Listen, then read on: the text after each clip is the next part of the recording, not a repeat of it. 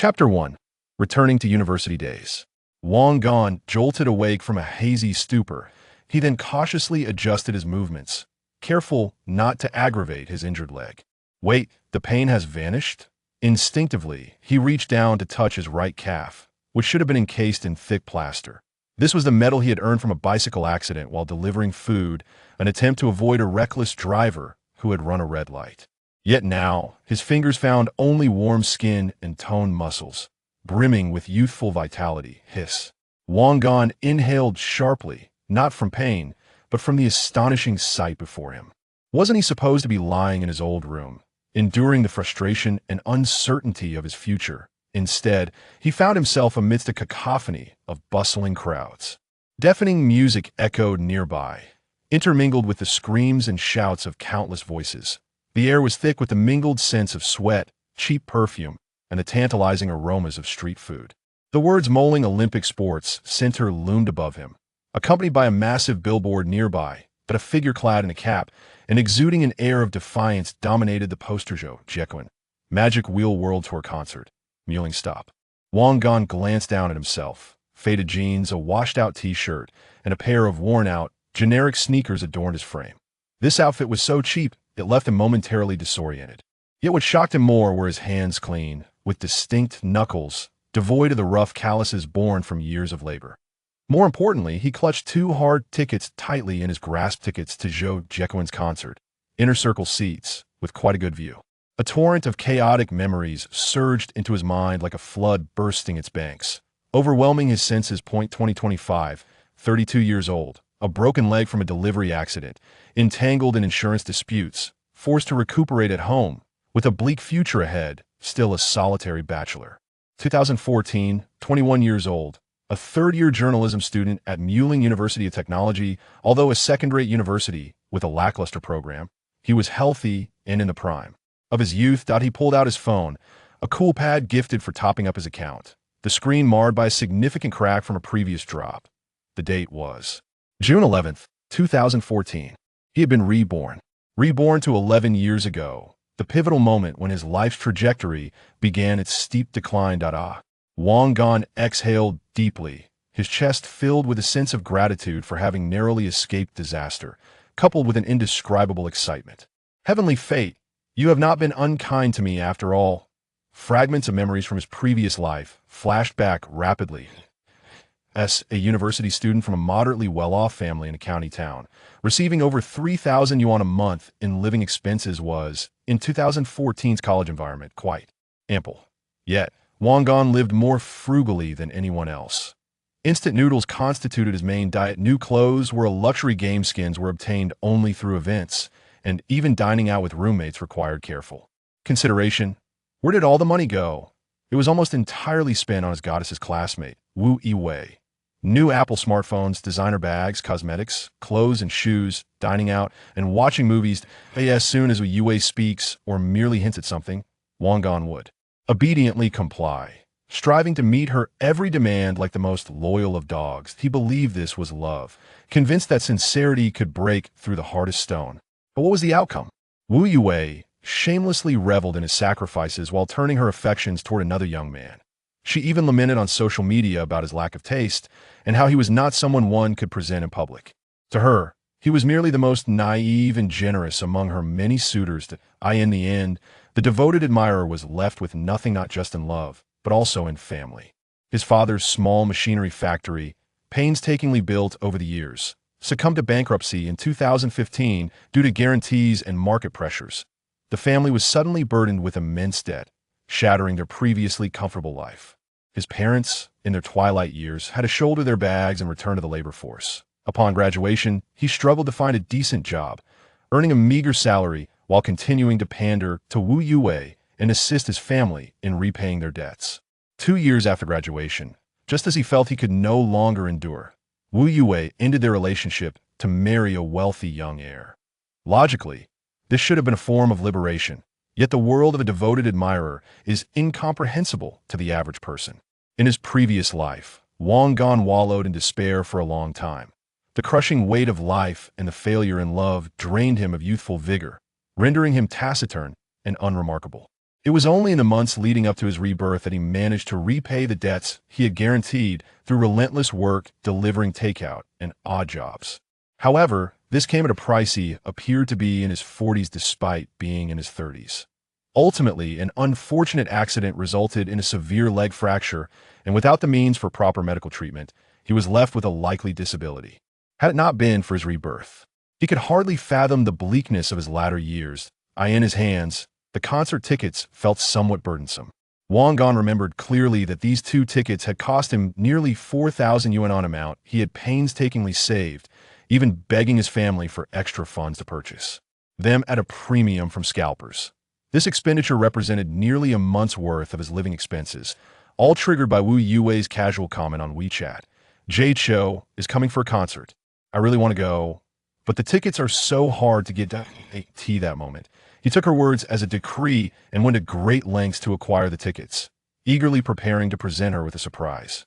In retrospect, he felt utterly foolish. Surprise? A cold smirk curled at Wang Gan's lips.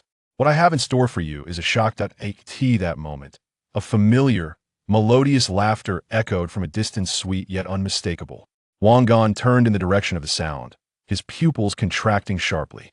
There stood a girl in a white dress, elegantly adorned, her figure swaying gracefully. She was intimately linked to a tall, stylish young man, making their way towards him. The girl was none other than Wu Yue, and the young man she was with was someone Wang Gan recognized: Gao Ming, Wu Yue's male best friend, a pretty boy who relied on his family's modest wealth and spent his days surrounded by girls.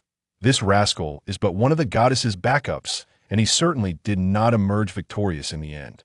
However, his treatment far surpasses that of this foolish simpleton.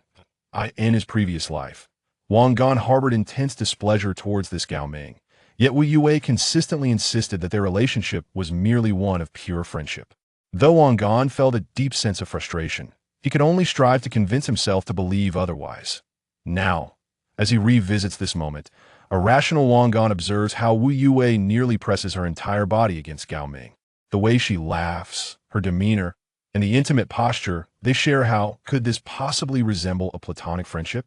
It is evident they are a couple deeply in love. How foolish of him to have regarded Wu Yue as a goddess, cradling her in his palms as if afraid she might shatter or melt away.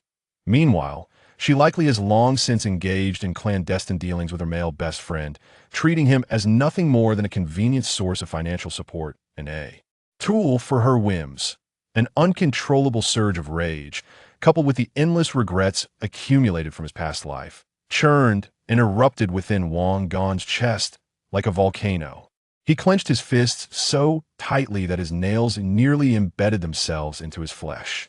Wu Yue, Gao Ming, in this life, if I, Wang Gan, were to live as I did in my previous existence, I would be nothing short of a complete fool.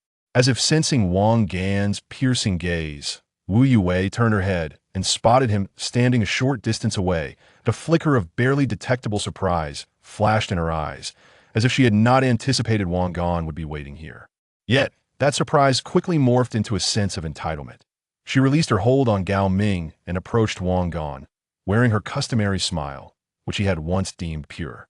However, her tone bore a hint of reproach and impatience. Wang Gan, why are you only just arriving? Where are the tickets? I'm about to be roasted alive out here.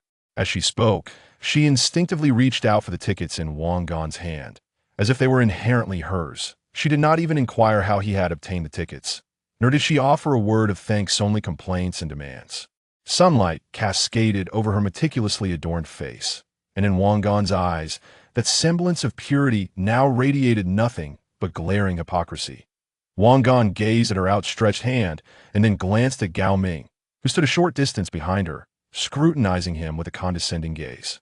Any lingering attachment to the past dissipated entirely. He remained silent, simply retracting the hand that held the tickets. Chapter 2. The Fury of a Scalper. Wu Yue's hand halted midair, her smile momentarily freezing. Clearly, she did not anticipate such a reaction from Wang Gan. In her past experiences, a hint of displeasure from her would send Wang Gan scrambling to apologize, desperately seeking ways to placate her. Wang Gan, what are you doing? Wu Yue frowned, her lovely brows knitting together, her tone now tinged with greater dissatisfaction. Quickly hand over the 2 tickets. The concert is about to commence, and if we enter late, it will be difficult to find our seats. Her tone implied that the tickets in Wang Gan's possession were inherently hers, and any hesitation on his part was nothing short of transgression. Standing not far away, Gao Ming had his hands tucked into his pockets, a playful smirk gracing his lips as he observed the scene with keen interest, akin to a connoisseur savoring a captivating performance. His gaze was imbued with disdain for Wang Gan, as if to suggest, "Behold, this is but a foolish hound circling around his goddess." Wang Gan felt a cold chuckle arise within him. Once upon a time, he had been ensnared just as tightly by Wu Yue. He had toiled tirelessly for her potentially insincere complaints and emptied his pockets for gifts that she might discard without a second thought. But now, he was a man who had lived through a lifetime, witnessed the treachery of human hearts, and tasted the chill of societal indifference. "Your tickets?" At last, Wang Gan spoke, his voice calm yet laced with an unprecedented chill and detachment. Wu Yue, have you perhaps misjudged something? These 2 tickets were purchased with my own money. When did they become yours? Wu Yue stood momentarily stunned, seemingly unable to believe her ears. What did you say?" Her tone heightened, her meticulously crafted visage failing to conceal the shock and ire that danced upon her features. "Wang Gan, what do you mean? Didn't you buy these tickets for me? You promised. Did I promise?" Wang Gan feigned confusion, playfully digging at his ears. "I can't quite recall. I only remember someone casually mentioning a desire to see a concert, lamenting how difficult it is to acquire tickets. I never claimed I would buy them for you, nor did I assert that purchasing them would make them yours." His gaze was sharp as a blade, locking onto Wu Yue's eyes. "Moreover, even if I had intended to do so, witnessing your closeness with your male friend has led me to believe that these tickets would be better suited for someone who genuinely needs them." Ew. Wu Yue's face flushed crimson with indignation, her finger trembling as she pointed at Wang Gan. "You scoundrel! How dare you speak to me like this? Gao Ming and I are merely friends. Platonic friends. How can your thoughts be so vile?" "Platonic friends?" Wang Gan scoffed, his voice low yet sufficient to capture the attention of onlookers. "Platonic enough to hold hands, bodies pressed together? Wu Yue, we are all adults here. Do not treat others as fools. Your little tactics for keeping a backup suitor were once invisible to me now. However, they are crystal clear." Wu Yue found herself at a loss for words, her eyes brimming with unshed tears as she resorted to the most potent weapon she had previously wielded against Wang Gan. Had it been the old Wang Gan, witnessing her in such a state would have torn his heart asunder, compelling him to surrender immediately. Yet the current Wang Gan felt nothing but revulsion and amusement. At that moment, an anxious voice broke through the tension. "Brother, young man, are those tickets for sale? My girlfriend is a die-hard J-Cho fan. We've been queuing for ages without securing tickets. Would you consider selling them to me at a markup? I'm begging you." The speaker was a young man in his 20s, accompanied by a similarly hopeful young woman. Wang Gan cast a glance at them, sensing a familiar essence. This fellow could hardly be anything but another desperate admirer. Could he? After observing the flustered Wu Yue and the nonchalant Gao Ming, a spark of inspiration ignited. Within Wang Gan's cell, he declared decisively, raising the 2 tickets in his hand. "These are inner arena tickets in excellent locations. 2 for the price of 5,000. If you're interested, take them." This price was 1,000 more than he had paid, yet given the imminent commencement of the concert and the scarcity of tickets, it was a reasonable offer. Yes. Thank you so much, brother," the young man exclaimed, visibly elated, quickly reaching for his phone. "WeChat or Alipay? Alipay, please." Wang Gan retrieved his battered phone for the other's scan. With a beep, the 5,000 yuan was instantly transferred. Thank you so much." The young man expressed his gratitude repeatedly as he took the tickets, eagerly dragging his girlfriend towards the entrance. Though they belonged to the same social sphere, their standing was far superior to Wang Gan's. At least they managed to savor the moment. Unlike the former Wang Gan, who could only linger outside, straining to catch the sounds within, the reborn Wang Gan was invigorated, multitasking with ease, his mind wandering, while his hands remained deft. The entire exchange transpired in the blink of an eye, leaving Wu Yue and Gao Ming momentarily stunned.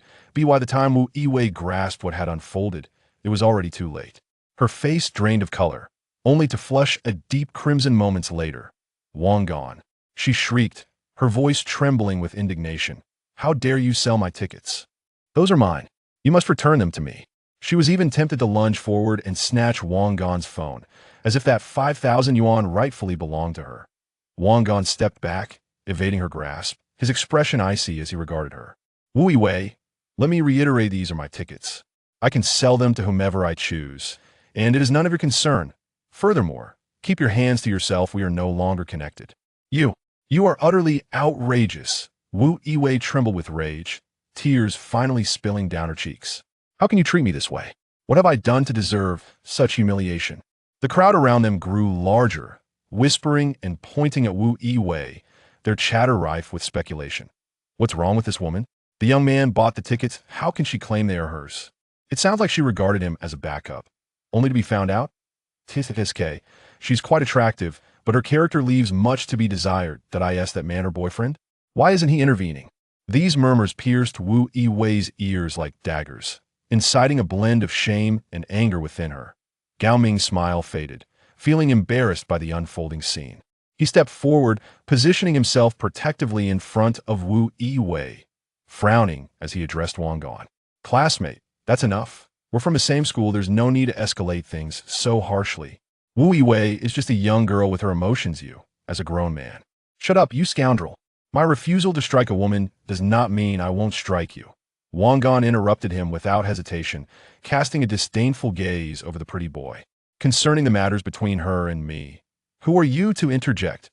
If you believe my actions are commendable, perhaps you could cover her fare, a sum of 5,000, which should pose no challenge for someone of your stature," Wang Gan retorted, causing Gao Ming's complexion to shift between hues of pale and flushed. In truth, Gao Ming could not readily conjure such a sum. His existence in the world relied upon his youthful visage and honeyed words. Yet the unabashed disdain reflected in Wang Gan's gaze struck him as a profound insult.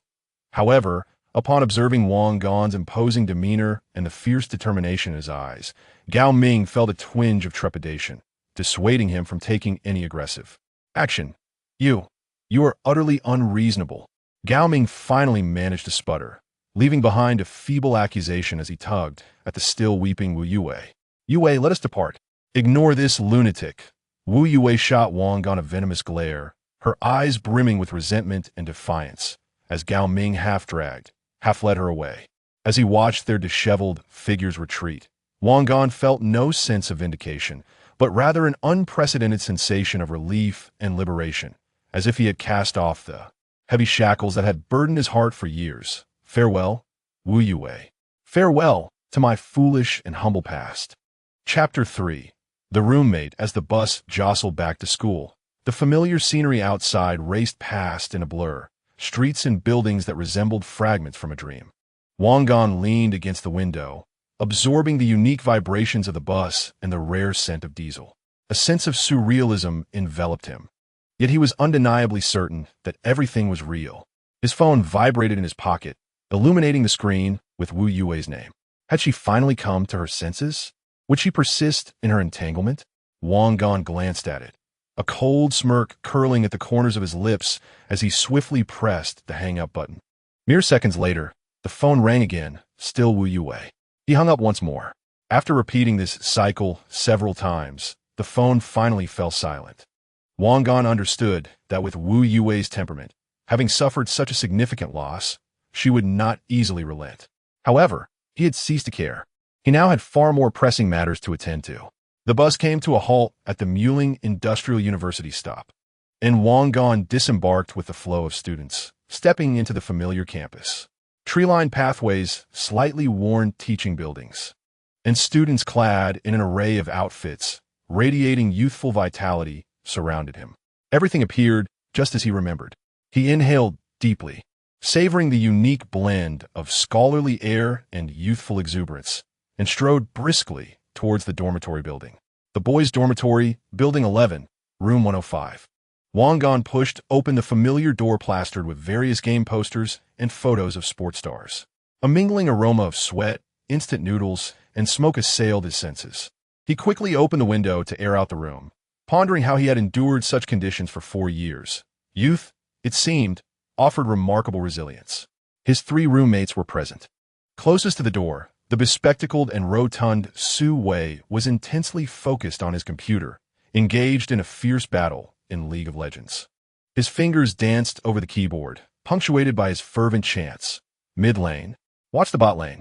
A quintessential gaming addict, he served as the gossip source within the dorm. Opposite him, by the window, sat a sharply dressed young man in a plaid shirt, meticulously combed hair framing his face. He was buried in a pile of thick textbooks, his brow furrowed as if grappling with an academic conundrum.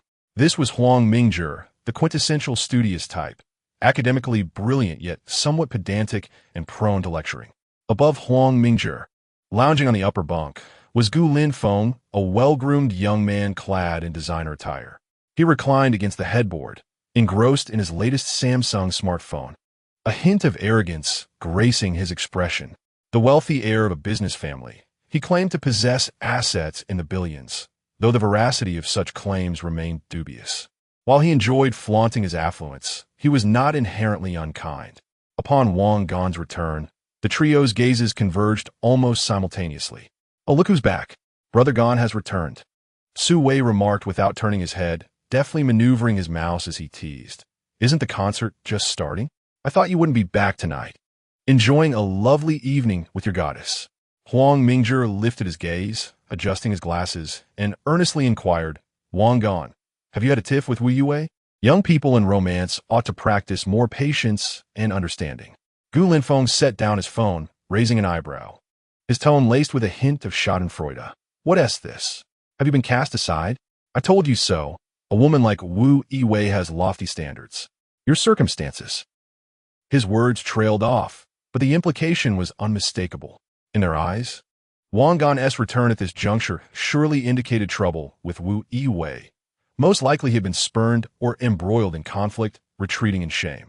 After all, they had all witnessed Wang Gan's subservient demeanor before Wu Yue over the past 2 years. Wang Gan paid little heed to his roommate's jests and boldly declared his resolution. "From today onwards, I shall no longer be a sycophant." The dormitory fell into an abrupt silence. "What?" Su Wei was the first to recover, incredulously asking, "Gangu, what did you just say? No longer a sycophant?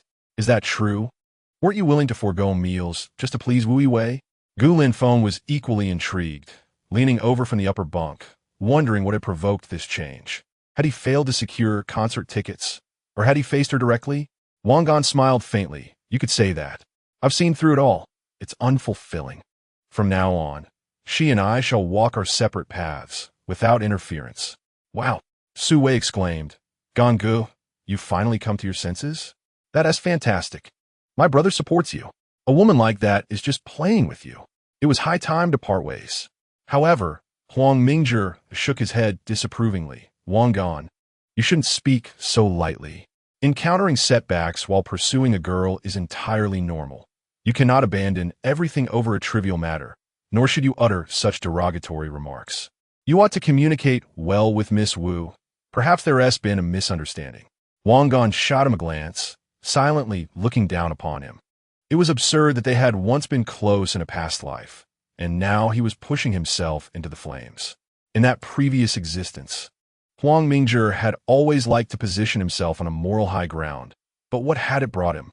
Until his rebirth, he had never even glimpsed a girlfriend.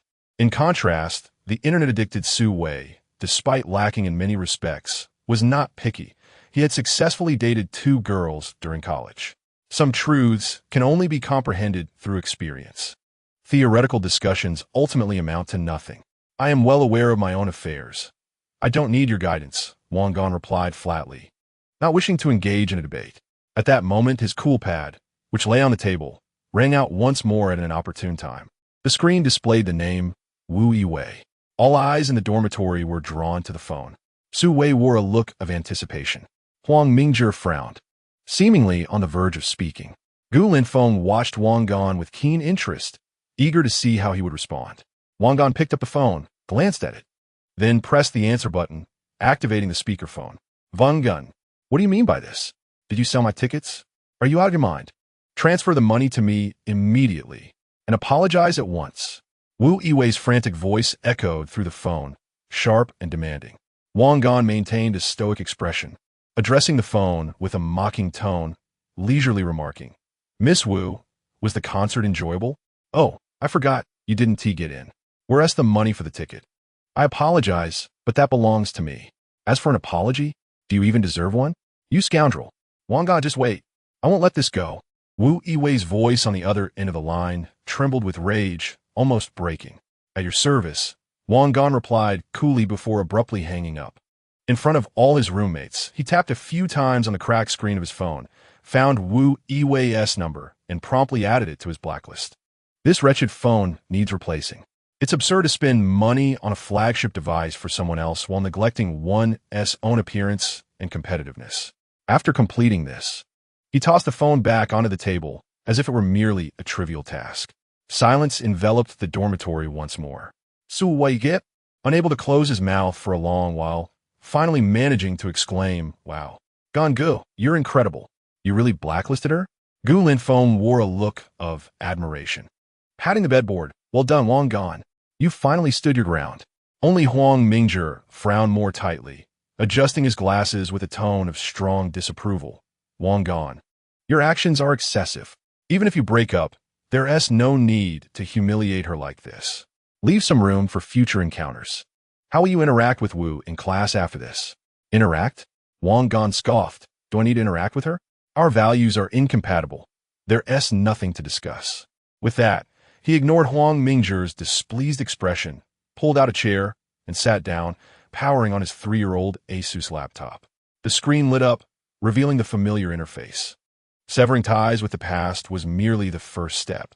Now he needed to focus on how to amass wealth. "All right, the World Cup is approaching." Su Wei finally snapped out of his shock, rubbing his hands together excitedly. "The Brazil World Cup. This time, I'm going to make a big score. I've studied the odds for several days and feel I can strike it rich." Gu Linfeng retorted, "You, with your meager living expenses. You can barely afford a few bets. Don't come crying to me when you need to mooch off my food." Upon hearing the words World Cup, Wang Gan's eyes ignited with fervor.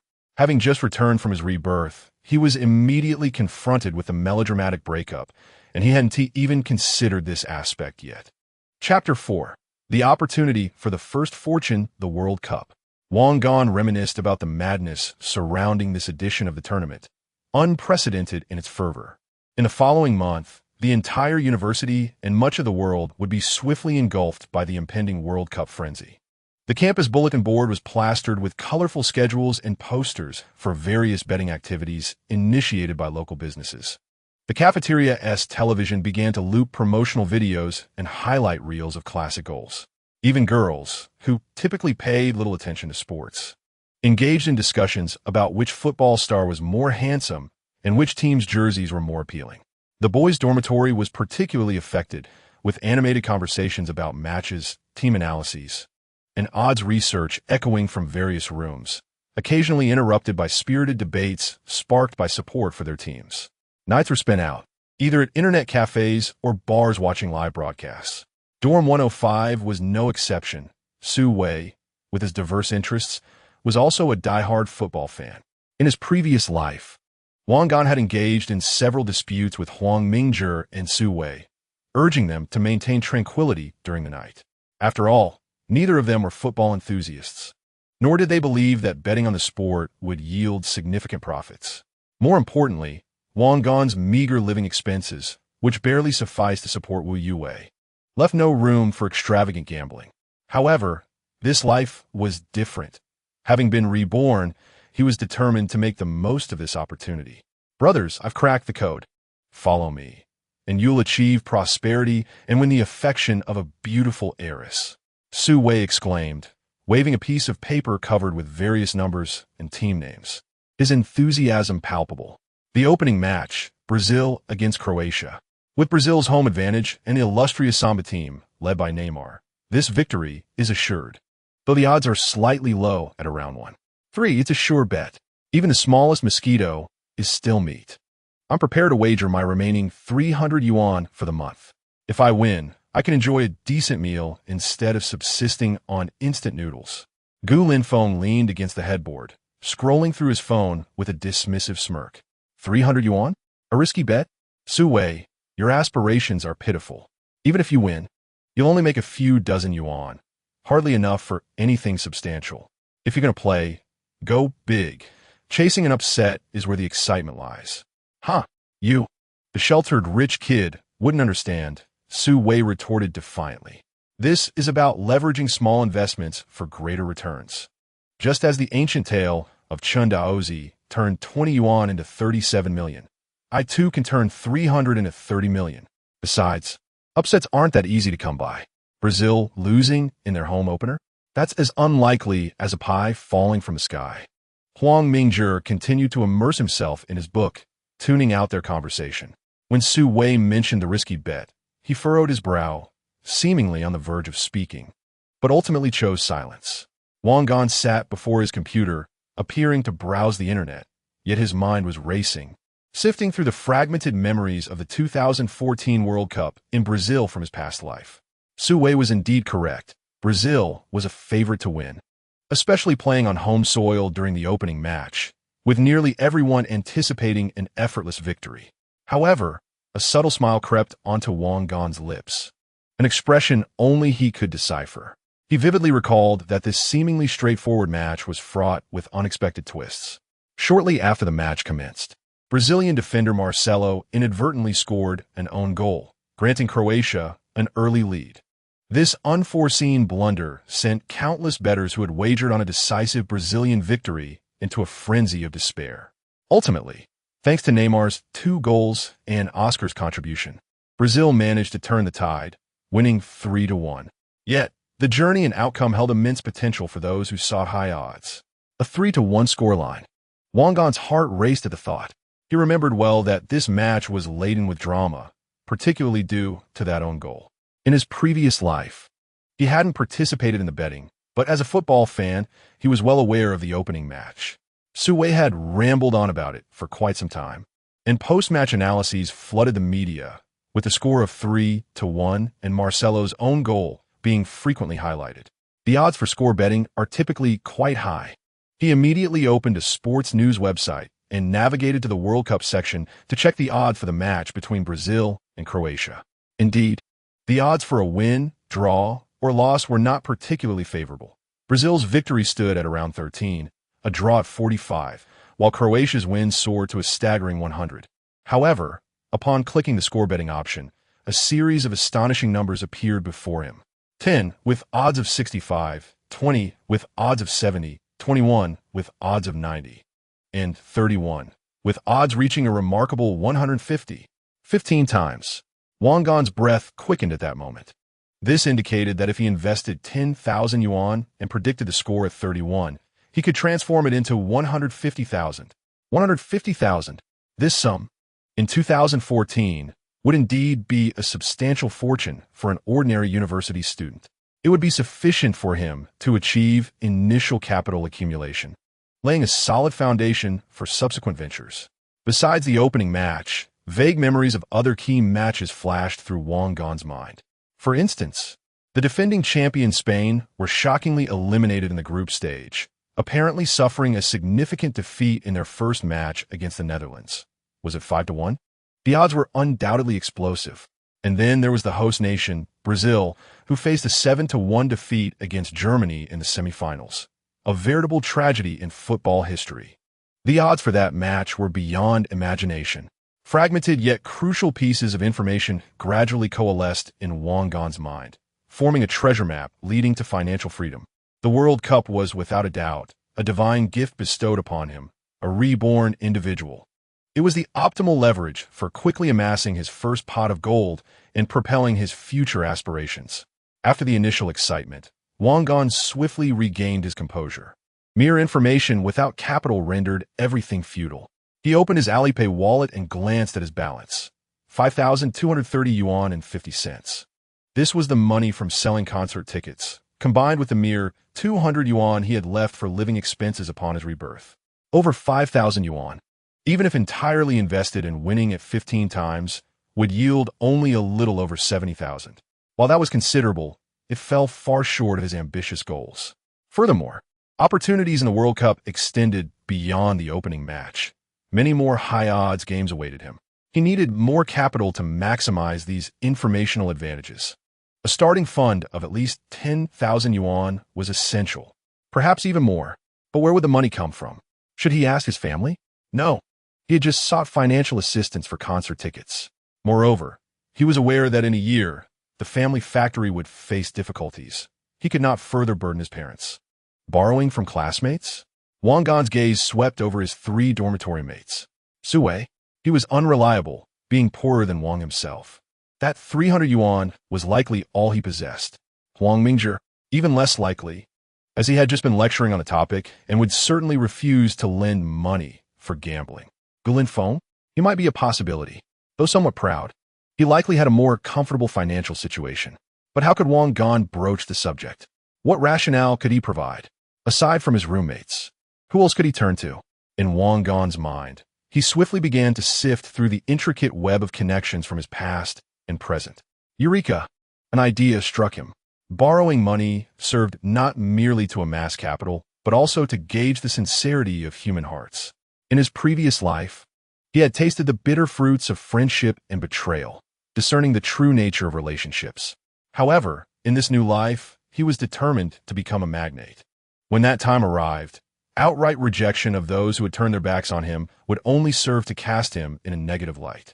It would be far wiser to take the initiative.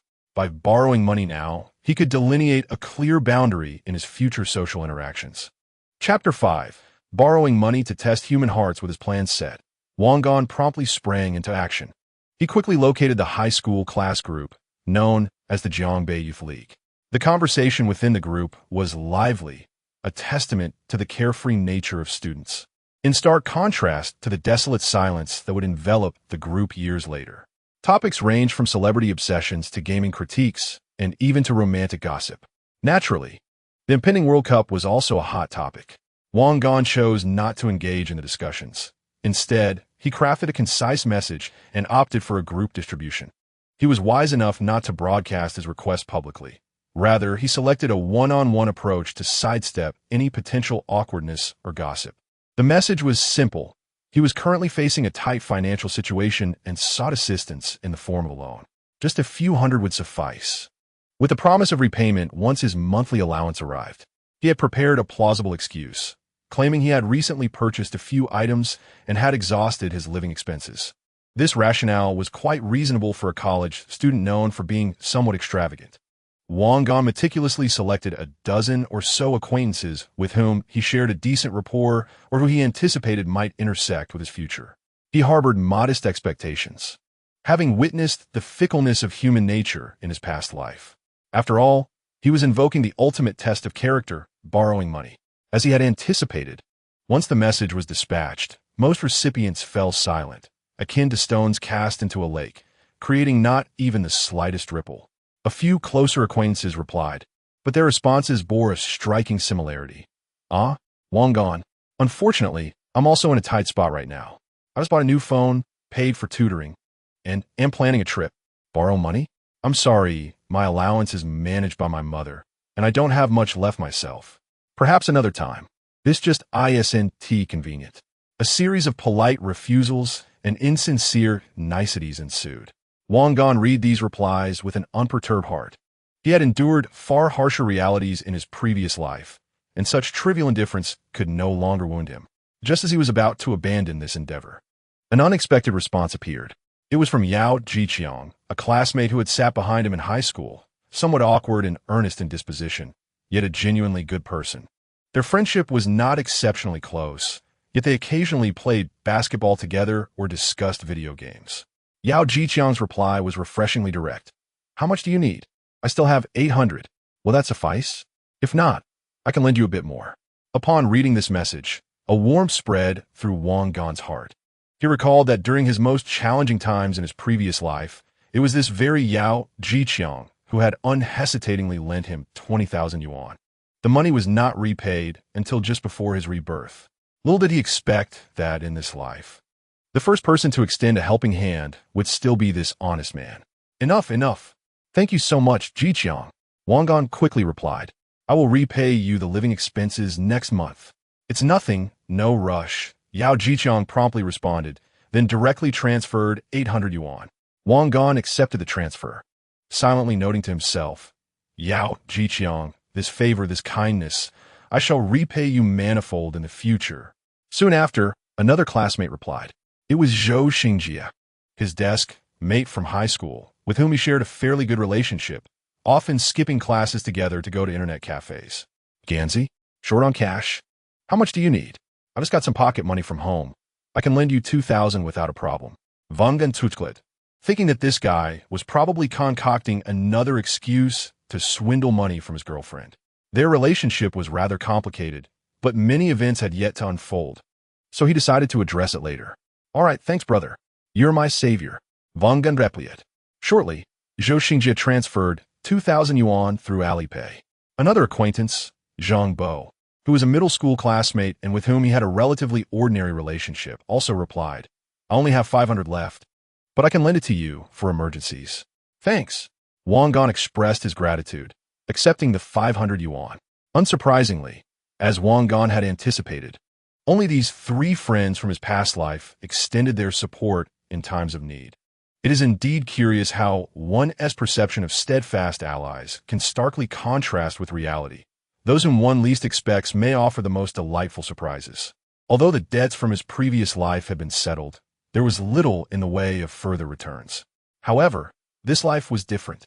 I will elevate you all, he proclaimed. Thus far, he had borrowed a total of 3,300 yuan, 800, 2,000, and 500.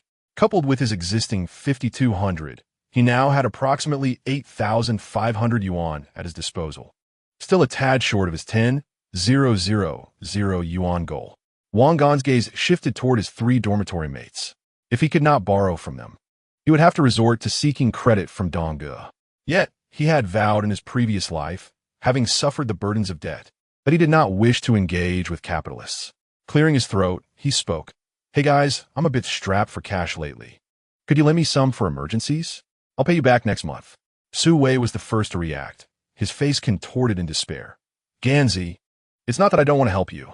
I'm truly broke. Look at my entire fortune, just 300 yuan. I'm even planning to gamble on the World Cup.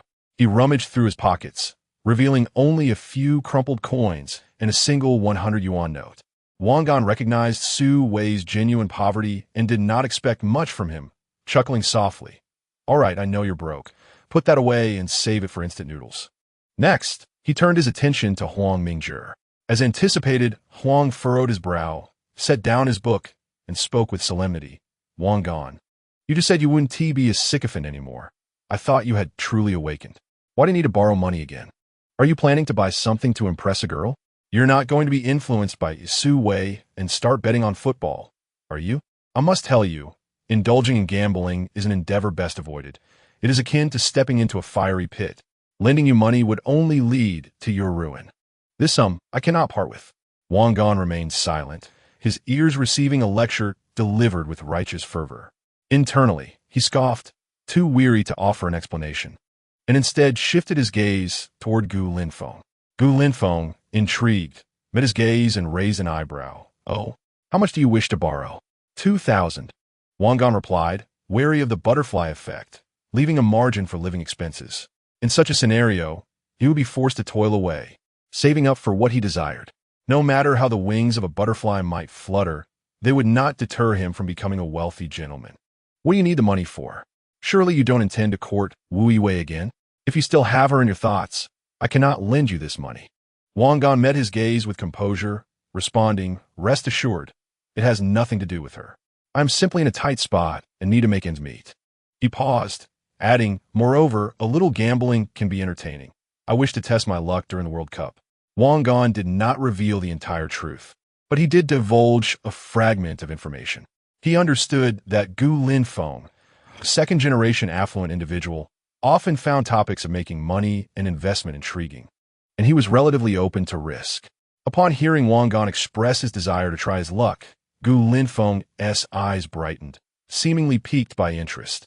He scrutinized Wang Gan, as if to ascertain whether he had indeed severed ties with Wu Yiwei. Observing Wang Gan's candid gaze and the resolute manner in which he had previously confronted Wu Yiwei and blocked her number, Gu Linfeng nodded. He recognized that Wang Gan's family was fairly well off. His father owned a small factory, not comparable to his own wealth, but certainly not in a position to default. Furthermore, Wang Gan's recent decisive break with Wu Yiwei had earned him a newfound respect. Very well.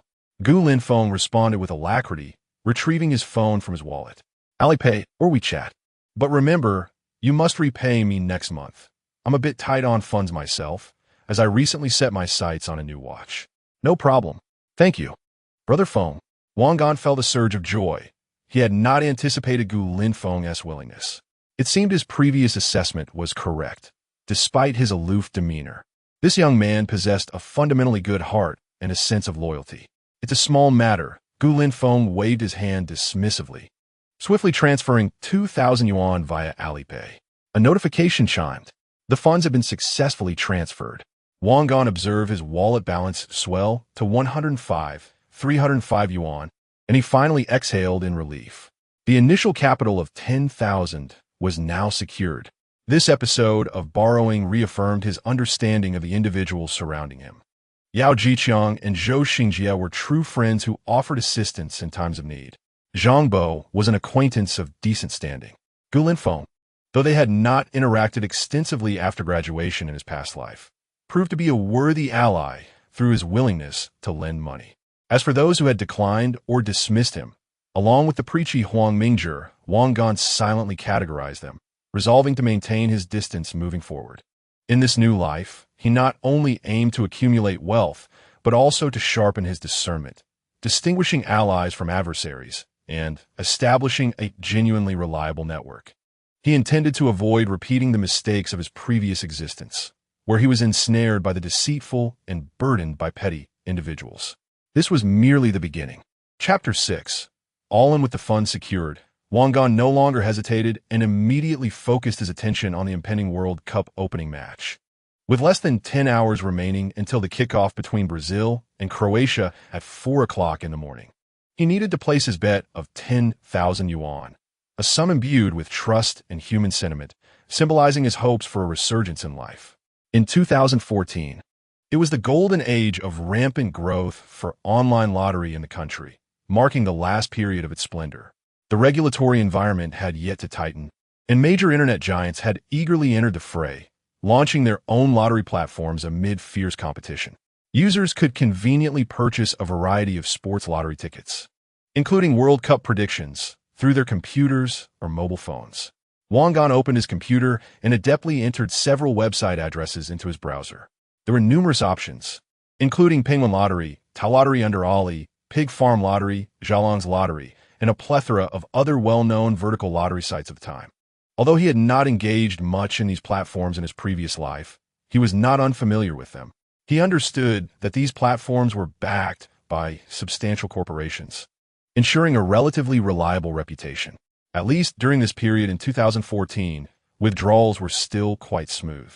However, to mitigate risk and avoid putting all his eggs in one basket, Wang Gan resolved to diversify his bets. After all, no one could guarantee that a particular platform would not experience sudden malfunctions or technical difficulties. Although 150,000 yuan was but a trifling amount for these major companies, he adhered to the principle of prudence. This was his capital for takeoff, deserving of careful consideration. He ultimately selected 5 platforms that boasted the highest user volume and best reputations: Penguin, Ali, Pig Farm, Zhalong, and 500 Lottery. He then proceeded to register accounts, link his bank card, and complete real name verification. These procedures were second nature to someone who had been reborn. He deliberately used an infrequently used savings card under his name, which had a near-zero balance, specifically designated for this lottery operation. Once everything was in place, Wang Gan embarked on his first bet. Contemplating the art of wagering, he realized that 500 yuan in change would serve little purpose, especially since he was bound to work soon. 30 yuan would suffice for half a month's worth of steam buns. Thus, he meticulously divided the total sum of 10,500 yuan into 5 portions of 2,100 yuan each. He opened the Penguin Lottery interface, located the match between Brazil and Croatia, selected the score option, found 31, entered the amount of 2,100, and confirmed the bet. He repeated the same process for Tao Lottery, finding 31, entering 2,100, and confirming. This routine continued seamlessly through NetEase Lottery, Zhalong lottery, and finally 500 lottery. 5 bets in total, amounting to 10,500 yuan, all staked on the specific score of Brazil 3, Croatia 1. With the confirmation message from the last platform appearing, Wang Gan let out a long sigh of relief. All was prepared. He was merely awaiting the favorable winds. Now, he merely needs to patiently await the outcome of the match at 4 o'clock in the morning. If successful, his investment would swell from 10,000 to 150,000. The vast ocean allows fish to leap, and the high sky permits birds to soar. However, should he fail, he would lose not only the 10,000 yuan, but also the most convenient path to rebirth. Nevertheless, Wang Gan harbors no concerns regarding defeat. He hails from the future and possesses an abundance of knowledge. When one door closes, another opens. He is unperturbed by the prospect of failure. This seemingly divine assurance imbues him with unparalleled confidence. "Brother Gan, are you studying this too?" Su Wei approached, peering at the betting interface on Wang Gan's computer screen. "So, have you decided which bet to place? Do you need my advice?" Wang Gan nonchalantly closed the betting record page and switched to the match information, replying coolly, "Just browsing. I plan to wager on Brazil winning for a bit of fun. Great minds think alike, but the odds are too low. I'm contemplating a bet of 100 on a score of 3-0. Wagering on Brazil to win?" Gu Linfeng scoffed. "The odds are dismal, merely 13. It lacks excitement. I've researched it, and Croatia's midfield is formidable, with Modric and Rakitic. What if there's an upset?" "Upset?" Su Wei laughed derisively. "Foam. Do you understand the game? In Brazil's home opener, how could there possibly be an upset? I'm confident Brazil will win by at least 2 goals. Gu Linfeng, with a hint of provocation, retorted, "It's pointless to discuss with someone like you. Everyone knows Brazil will win. I'm aiming for something thrilling. I'll bet 5,000 on Brazil losing. A gamble could turn a bicycle into a motorcycle." "Wow, Brother Feng, you're incredible." Su Wei, unbothered by the insult, exclaimed in amazement. 5,000 on Brazil losing? The odds are 100. If you win, that's 50,000. But the risk is immense. Gu Linfeng proudly lifted his chin. "It's all about the thrill. If I lose, it's just pocket money gone. If I win, I'll treat you all to a grand feast." Su Wei chuckled. "That sounds delightful, but I still believe Brazil is a safe bet. I've made my decision. 100 on Brazil winning. Though modest, it's the participation that matters." 100? Even if you win, you'll only make 30. Is that enough for a pack of cigarettes? Didn't you want to emulate Chendea's eye? Why back down now? 30 is still money. "I don't smoke," Su Wei retorted defiantly. "Besides, Brazil will definitely win. Emulating Deazai doesn't mean being reckless." As the two exchanged banter, Wang Gan listened quietly, refraining from interjecting. Suddenly, Gu Linfeng recalled something and asked Wang Gan, "By the way, Wang Gan, how much are you planning to invest? Didn't you say you want to test your luck?" Wang Gan smiled and feigned casualness. "I'll just play a little. I'll wager 2,000 on Brazil winning." He deliberately withheld the truth. Firstly, he wished to avoid drawing too much attention, and secondly, he aimed to evade unnecessary complications. If they were to discover that he had placed a full bet of 10,000 on the score with odds of 15, they would likely deem him insane, and Huang Mingzhi's preaching would surely follow. Even disregarding the noise, once the results were announced, a typical university student winning such a substantial sum would undoubtedly stir a commotion. Faced with such a rare opportunity, Wang Gan simply wished to amass wealth quietly. 2,000 on Brazil winning? Gu Linfeng was somewhat taken aback, but soon came to a realization. It was indeed prudent to proceed with caution. This was far superior to Su Wei's mere 100 yuan. Su Wei muttered from the side, "Winning 2,000 only nets us 600. It's hardly substantial." Wang Gan chose not to respond further and quietly closed the webpage. The bet had been placed, and now all that remained was to await the moment of revelation. He glanced at the clock on his computer. It was just past 6 in the evening. There were still over 9 hours until the match commenced. The anticipation felt interminable. A true torment for Wang Gan. Chapter 7. Watching the game at the Internet CAF with real money on the line, the three of them became intensely focused, incessantly refreshing the webpage in vain. Su Wei was so absorbed that he lacked the motivation to play games, instead engrossed in refining his betting notebook, which he had made quite elaborate. Although Gu Linfeng boasted grandly, 5,000 yuan was still a considerable sum for him. Wang Gan estimated his monthly allowance to be around 10,000 yuan. Even with various expenses, it would not exceed 20,000. Only Huang Mingzhi remained detached, rising to say, "If we don't head to the cafeteria soon, it will close. Are you all coming? Let us go. There is plenty of time before the match starts. We should fill our stomachs to enjoy the game tonight." Wang Gan and his roommates proceeded to the school cafeteria. He ordered a meal consisting of 2 meat dishes and 1 vegetable, with rice available for an additional 50 cents, totaling a mere 8 yuan. As he surveyed the generous portions of braised pork and scrambled eggs with tomatoes on his tray, he couldn't help but feel nostalgic. How affordable it was! The prices from over a decade ago felt like paradise. He contemplated how, in 2025, the same meal would cost no less than 20 yuan, while wages had barely increased. Delivering takeout was exhausting, with each order yielding only a few yuan. The feeling of rebirth was truly delightful. As he dined, he listened to the surrounding students fervently discussing the World Cup, the favorites for the championship, the star players in peak form, and the so-called group of death. The atmosphere was as if the World Cup had already begun. After finishing dinner and returning to the dormitory, there was still ample time. Su Wei eagerly booted up his old desktop computer, the fan's noise resembling a chainsaw. "Su Wei, when will you replace that decrepit computer? It's incredibly disruptive, you know." "Wen Xiao, why don't you consider sponsoring a new one?" Su Wei retorted, resuming his analysis of the odds for other group matches. Mumbling to himself, like a professional betting analyst, Huang Mingzhi remained steadfast at his desk, continuing to study his professional books, oblivious to the surrounding clamor. Feeling disenchanted by the previous exchange, Gu Linfeng resolved not to be taken advantage of, as Su Wei was not his child. He then made a phone call, seemingly inviting a friend to watch the game together that evening. "Hello, are you going to watch the World Cup opener tonight? Same place, 0 Hour Bar. I've already reserved a booth." "Yes, absolutely. Let us create a lively atmosphere." "All right, see you then." After hanging up, Gu Linfeng glanced at the others in the dormitory, a hint of superiority in his voice as he declared, "I'm heading out to watch the game tonight. Anyone else interested? 0 Hour Bar, I'll cover the drinks. But you'll have to pay for your own entry." Su Wei's eyes lit up at the prospect, but upon hearing about the entry fee, his enthusiasm waned. "A bar? Isn't that place too expensive?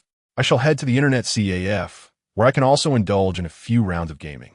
Huang Mingzhi, without lifting his head, replied, "I won't go. It would hinder my studies. Moreover, staying up late is detrimental to one's health." Gu Linfeng shrugged, turning his gaze towards Wang Gan. "What about you, Wang Gan? Are you going to the bar? The ambience is far superior to that of an Internet CAF." Wang Gan chuckled and shook his head. "Thanks, Feng Ge, but I'll just go to the Internet CAF with Su Wei. The bar is too noisy. I fear I won't be able to see the match clearly."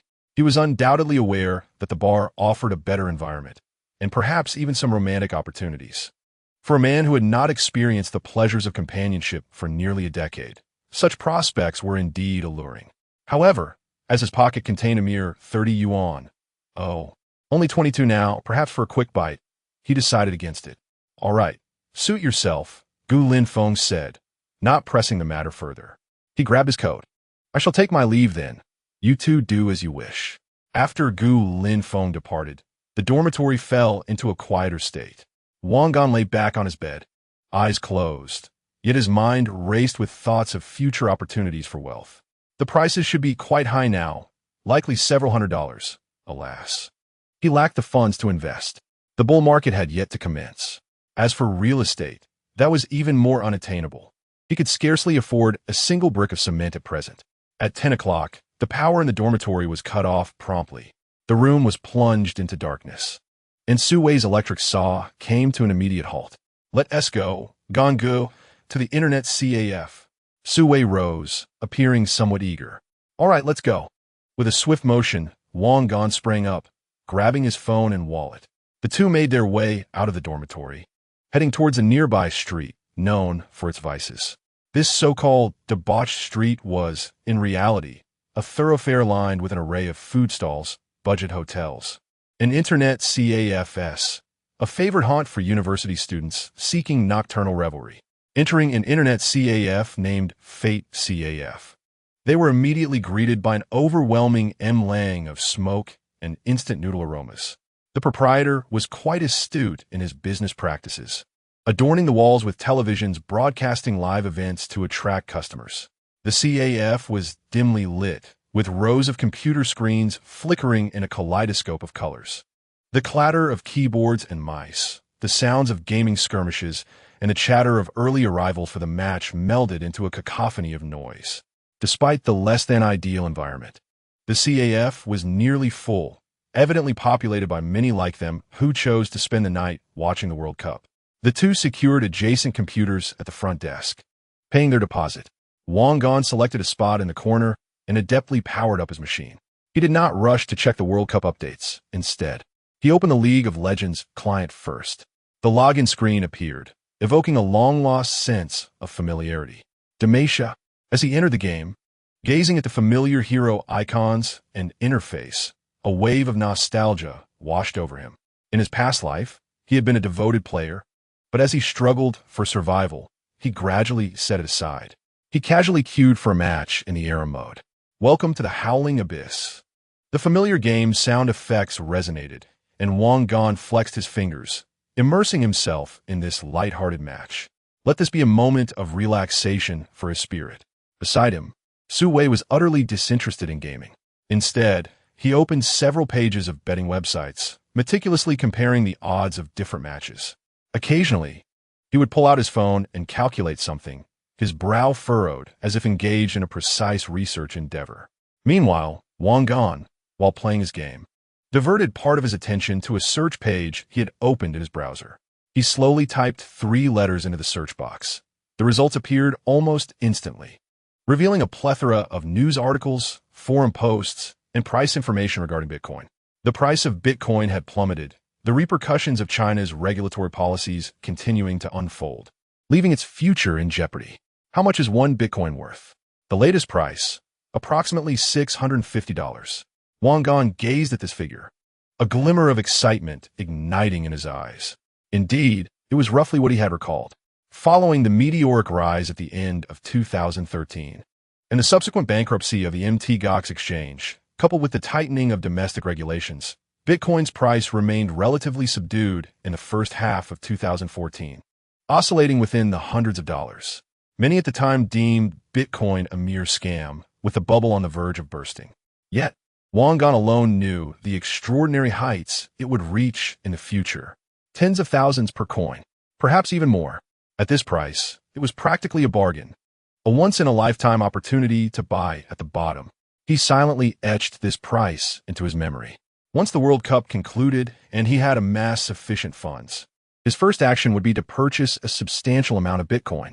The more, the better. This would be the true cornerstone of his future wealth. The earnings from the World Cup were merely seed money. A chaotic match concluded swiftly, and Wang Gan found himself at the losing end. Having not played for a while, he felt rusty. He exited the game, glancing at the time. It was almost 3:30 in the morning. The internet CAF was increasingly crowded, the atmosphere growing more vibrant. The large screens had begun broadcasting pre-match programs, with commentators analyzing the starting lineups and tactical approaches of both teams. Su Wei also ceased his odds research, rubbing his hands together in anticipation as he fixed his gaze on the screen. Wang Gan took a deep breath, opened the web pages of the betting platforms he had used, logged into his account, and prepared for the imminent moment of revelation. Brazil versus Croatia. The opening match was about to commence. Chapter 8. A promising start at exactly 4 o'clock in the morning, with the sound of the referee's whistle. The 2014 Brazil World Cup's opening match between Brazil and Croatia officially kicked off at the Corinthians Arena in São Paulo. The internet CAF erupted in a frenzy. Cheers, whistles, and various shouts infused with local dialects echoed throughout. All eyes were fixed on the large screen televisions mounted on the CAF's walls, the air thick with excitement and anticipation. Brazil. Let's go. Neymar. Score 1. Croatia. Hold your ground. Su Wei, 2, waved his fists in excitement, though his $100 was modest. It significantly impacted the quality of his meals in the coming days. He placed a bet on Brazil to win, with odds of 13. Although the odds were modest, he firmly believed in Brazil's inevitable victory. Gangu. How many goals do you think Brazil will score? Sue inquired, turning to Wangan. Wangan calmly gazed at the screen, a smile gracing his lips as he replied, 3 or 4, perhaps. His heart was unperturbed, for he not only knew that Brazil would emerge victorious, but also recalled the precise scoreline of 3-1, even remembering the sequence of goals to some extent.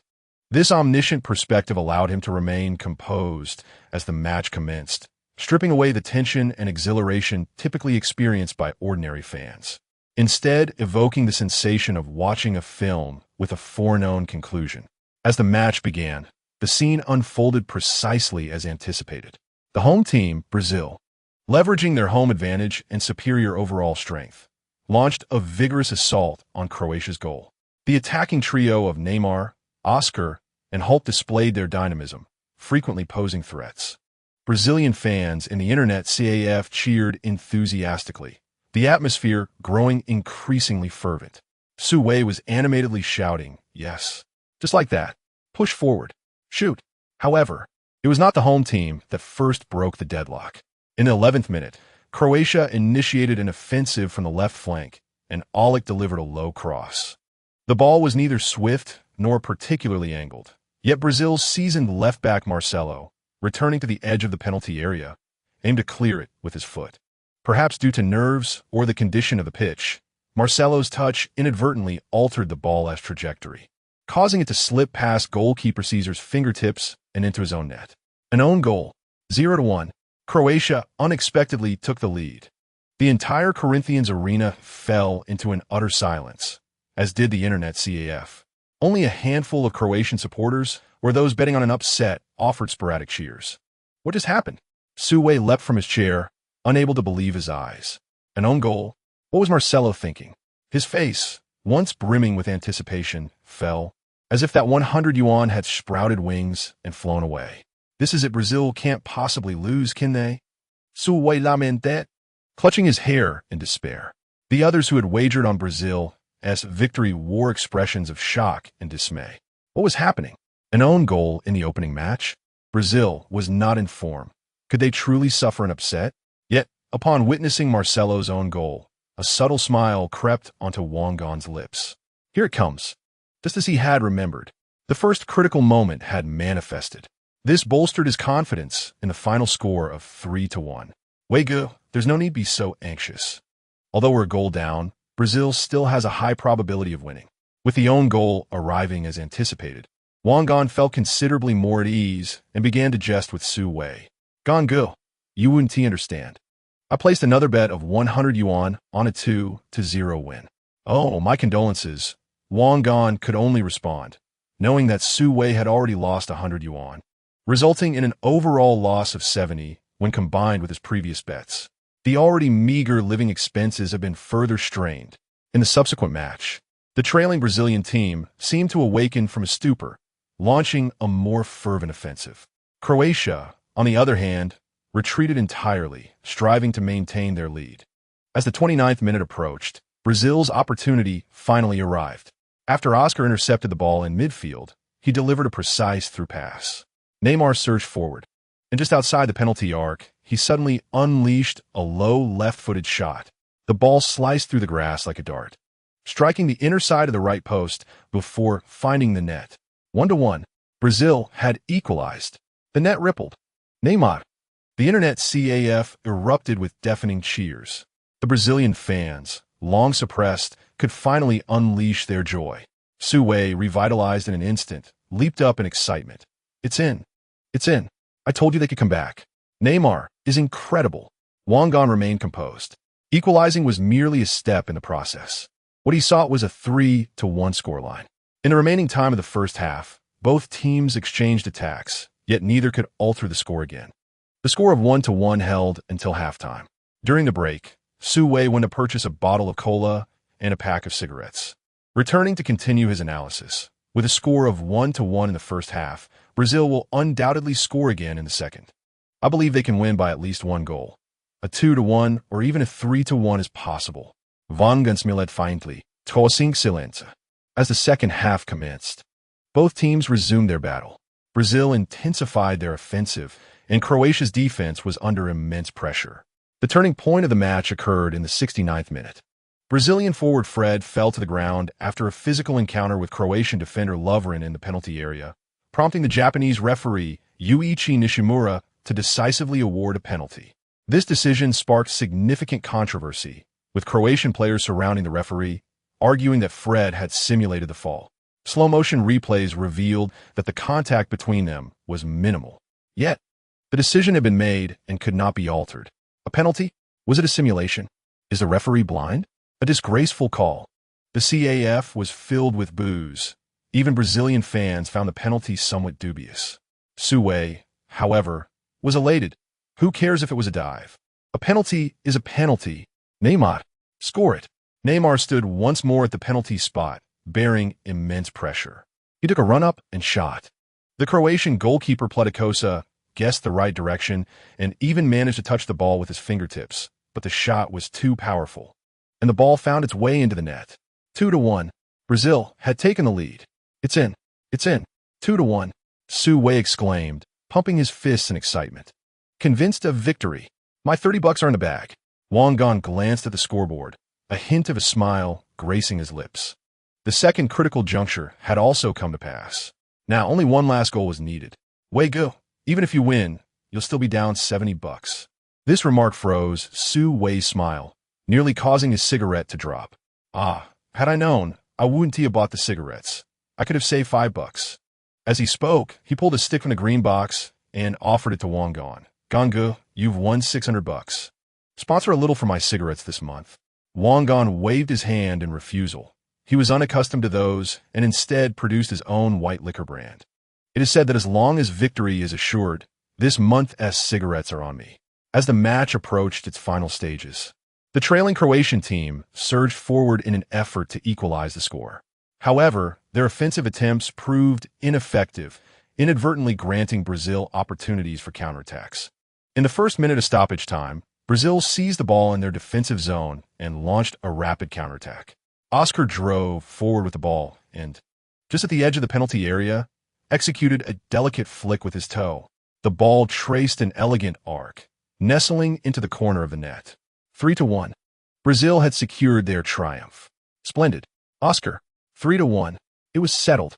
Ultimately, as the match concluded, Brazil triumphed over Croatia with a remarkable comeback, courtesy of Neymar's brace, Oscar's embellishment, and an own goal. Chapter 9. Earnings Hooray. We won. Suway was almost leaping with joy, despite the tumultuous journey and a slight blemish on the result. Yet, a 30 yuan profit felt like a small victory. He turned to Wangan, saying, Brother Gon, you wagered 2,000, which means you've earned 600. Don't forget the promise to your brothers. I must admit, this lad has an admirable mindset. Despite life's tribulations, he remains cheerful. However, it is indeed better to be carefree. One cannot let dissatisfaction lead to despair. Haha, your share is assured.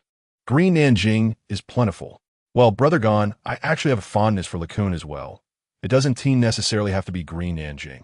Wangan disregarded Suway's chatter and turned to check his phone. Earlier in the dormitory, he had meticulously cleared his phone, deleting numerous applications, and finally installed several betting platforms. Just as the final whistle blew, his phone vibrated repeatedly. He unlocked the screen and opened the betting apps. A series of eye-catching notifications appeared. Penguin Sports Lottery. Dear user, congratulations. Your bet on the World Cup match Brazil versus Croatia with a score of 3-1 has been successful. And a prize of 500 yuan has been credited to your account balance. Lottery Tao, good news. Your football betting on Brazil versus Croatia with a score of 3-1 has won, and a prize of 500 yuan has been credited. NetEase Lottery, winning notification. Your bet number 656-84254, Brazil 3-1 Croatia, has been successful, earning you a prize of 500 yuan. Love Lottery, congratulations. Your World Cup betting plan, Brazil versus Croatia 3-1, has won. A prize of 500 yuan has been credited. 500 Lottery, dear member. Your ticket number 8456854, Brazil versus Croatia 3-1, has been settled, winning an amount of 500 yuan. 5 winning notifications. each worth 31,500 yuan, a total of 157,500 yuan. With an investment of 10,500 yuan, the return amounted to 157,500 yuan, a net profit of 147,000 yuan. Gazing at the cascade of numbers on his phone screen, Wang Gan's heart raced with excitement. After all, since his family's bankruptcy, he had not encountered such substantial sums. For a wealthy individual, 150,000 may seem insignificant, but for him, who had lived as a pauper for over a decade, the impact was monumental. It was done. He had truly succeeded. The first pot of gold in his rebirth was finally in his grasp. Swiftly, he transferred the funds to his bank account, and the roller coaster of emotions began to stabilize. As Wang Gan and Su Wei exited the internet CAF, the eastern sky was already tinged with the pale light of dawn. The cool morning air, imbued with the moisture of dew, chased away the lingering scent of smoke and the fatigue from a sleepless night. Wang Gan's muddled mind began to clear. Overnight wealth. Although he had anticipated it, the reality of over 150,000 in cold, hard cash resting in several accounts still left him exhilarated. Brother Gan, are you going back to catch some sleep? I think you have class in the morning. Su Wei yawned as he inquired. Class. Wang Gan paused for a moment, then chuckled. He was now a holder of a fortune of 150,000. What need had he for classes? Besides, he had little regard for this lackluster major. His mind was filled with information about the next 11 years, and even a fraction of it held far more value than the outdated knowledge taught in classrooms. Not going.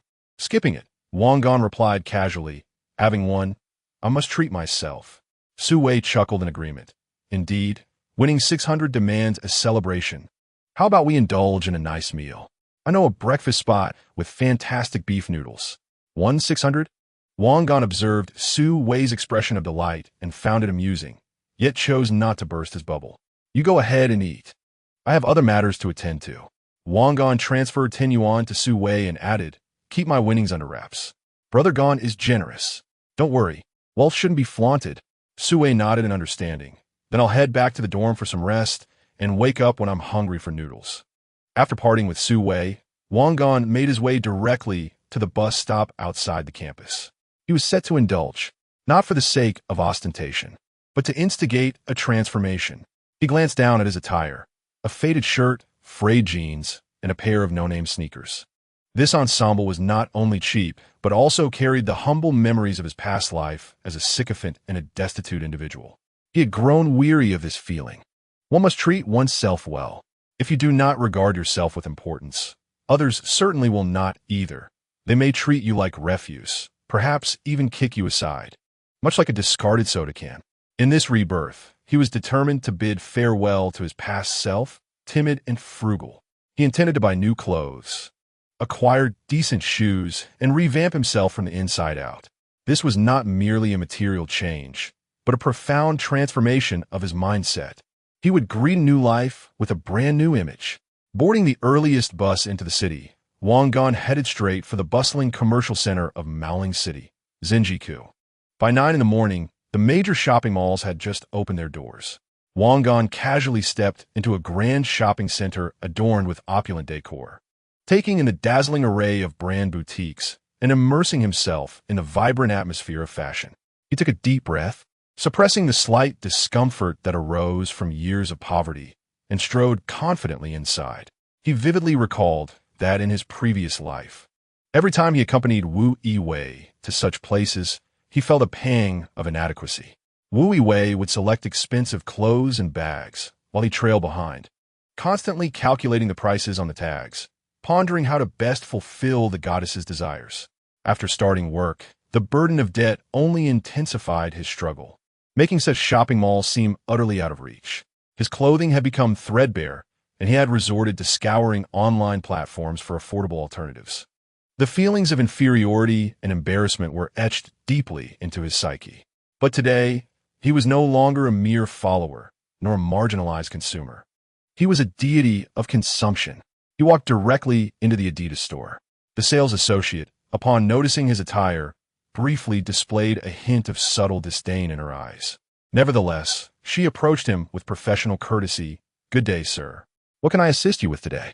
Please bring forth the latest clothing, pants, and shoes suitable for me to try on, Wang Gan replied in a calm tone, his balance affording him an air of undeniable authority. The sales associate paused for a moment, quickly regaining her composure and enthusiastically began to showcase the merchandise. Wang Gan was not picky.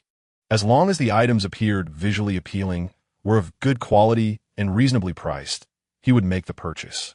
Of course, reasonable was relative to his current purchasing power. Otherwise, he would have dashed to the nearby luxury store. A few shirts, 2 pairs of casual pants, and a pair of the latest running shoes later. He stood before the mirror clad in his new attire, feeling utterly transformed. The tailored fit and high-quality fabric accentuated his already commendable physique. The young man in the mirror radiated vitality, his eyes bright and brimming with confidence. This was the essence of a 21-year-old university student. That will be all. I'll take it, he stated.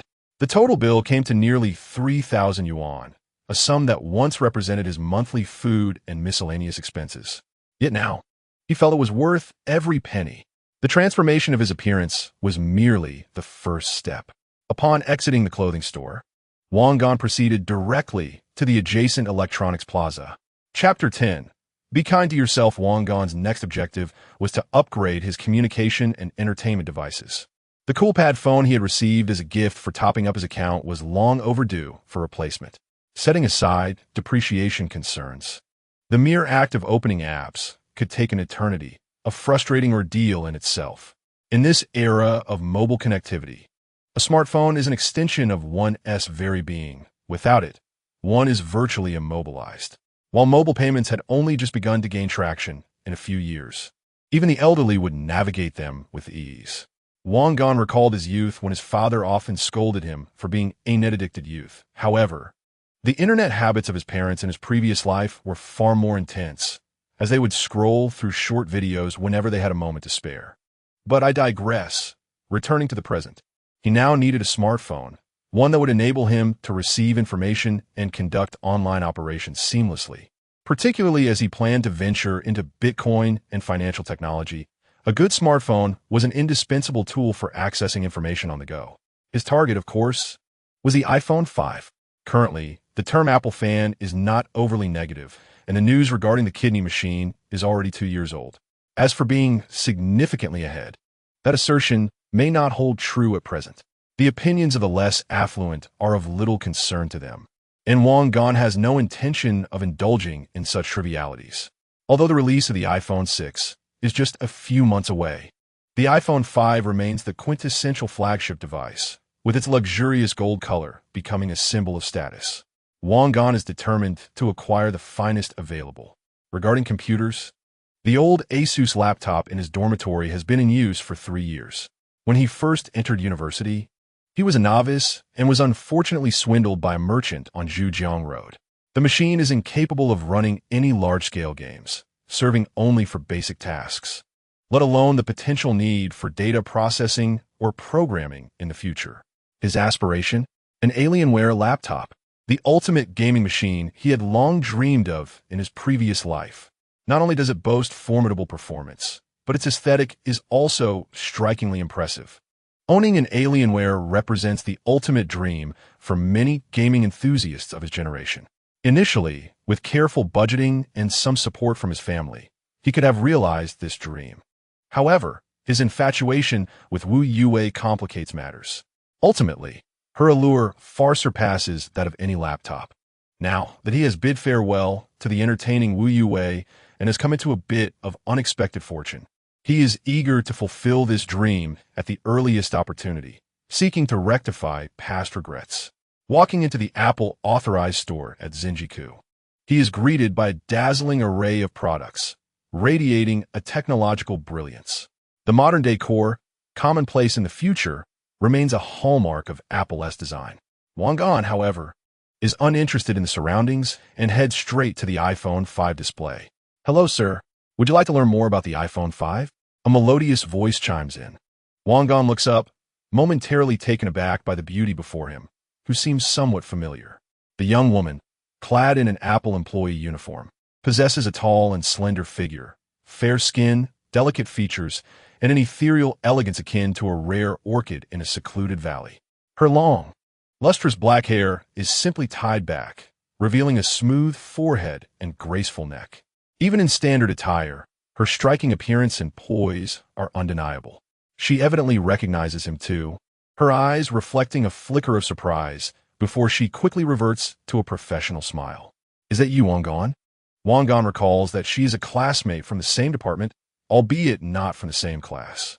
Ji Qin, the belle of the journalism class, is renowned for her cool demeanor and beauty. They often shared public courses between their classes, which is why he remembers her. In his previous life, his thoughts were solely focused on Wu Yuwei, and he had never engaged with the true belle of the department. It is surprising to encounter her here. "Yes, it's me, Ji classmate. What a coincidence." Wangan responds, slightly astonished, but quickly regaining his composure to offer a friendly smile. "Are you working part-time here?" "Yes, just earn a little pocket money."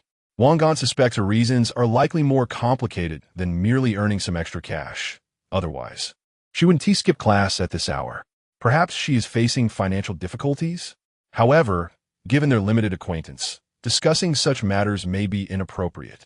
JQNQN pointed to the iPhone 5 displayed on the counter, expertly introducing it. This model is the 5, which boasts commendable performance and convenient fingerprint unlocking. However, I personally recommend that if you're not in a hurry, it would be wise to wait for another 2 to 3 months.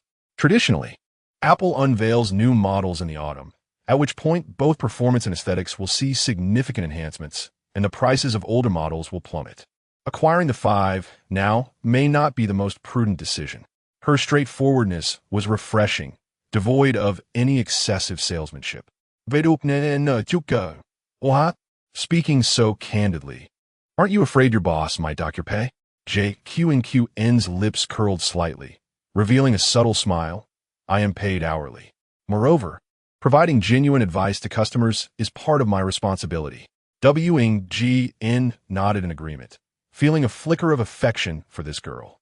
Her cool demeanor, combined with her sincerity, was far superior to the hypocritical innocence of WYWI. "Let us not delay. I'll take the 5 in gold, the top configuration," WNGN stated decisively. JQNQN glanced at him again, seemingly surprised by his resoluteness, yet she proceeded to handle the purchase with professionalism. After completing the payment and receiving his brand new iPhone 5, WNGN delightedly admired the smooth metallic body. "May I have your contact information, Jay? It would be convenient to consult you should I encounter any issues with the phone in the future." He seized a moment to request her contact details. JQNQN smiled gently, but declined. "For any after-sales inquiries, you may directly call our store service number or Apple's official customer service. I prefer not to disclose my personal contact information. I apologize." A lively female colleague, also clad in work attire, chimed in teasingly. "Oh, JQNQN, how could you not give your number to such a handsome young man? That is quite inconsiderate." JQNQN simply smiled, her silence conveying her stance.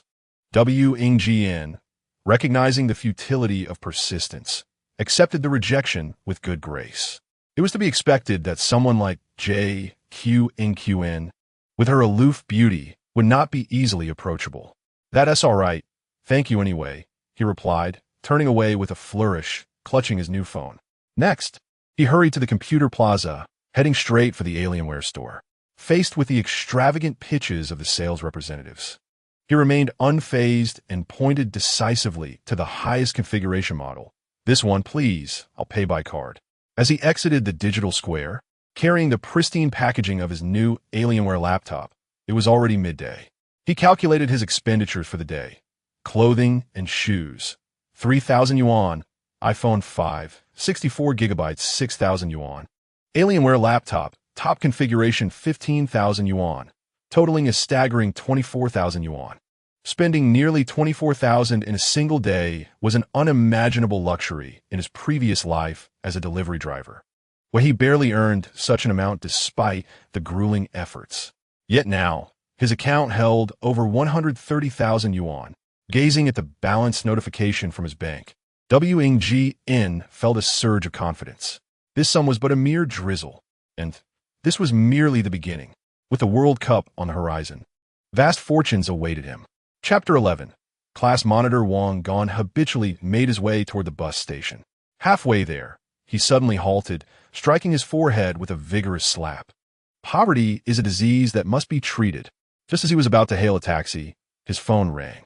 Upon checking, he realized it was his class monitor, Wang Qi. He raised an eyebrow and answered the call. "Hello, is this Wang Gan?" "It's Wang Qi." "I know," he replied. This girl was someone he knew all too well, perhaps too well. This class monitor had a penchant for wielding her authority like a feather, as if it were a scepter, always eager to outshine others. After an early marriage followed by a hasty divorce, she swiftly entered into a second marriage.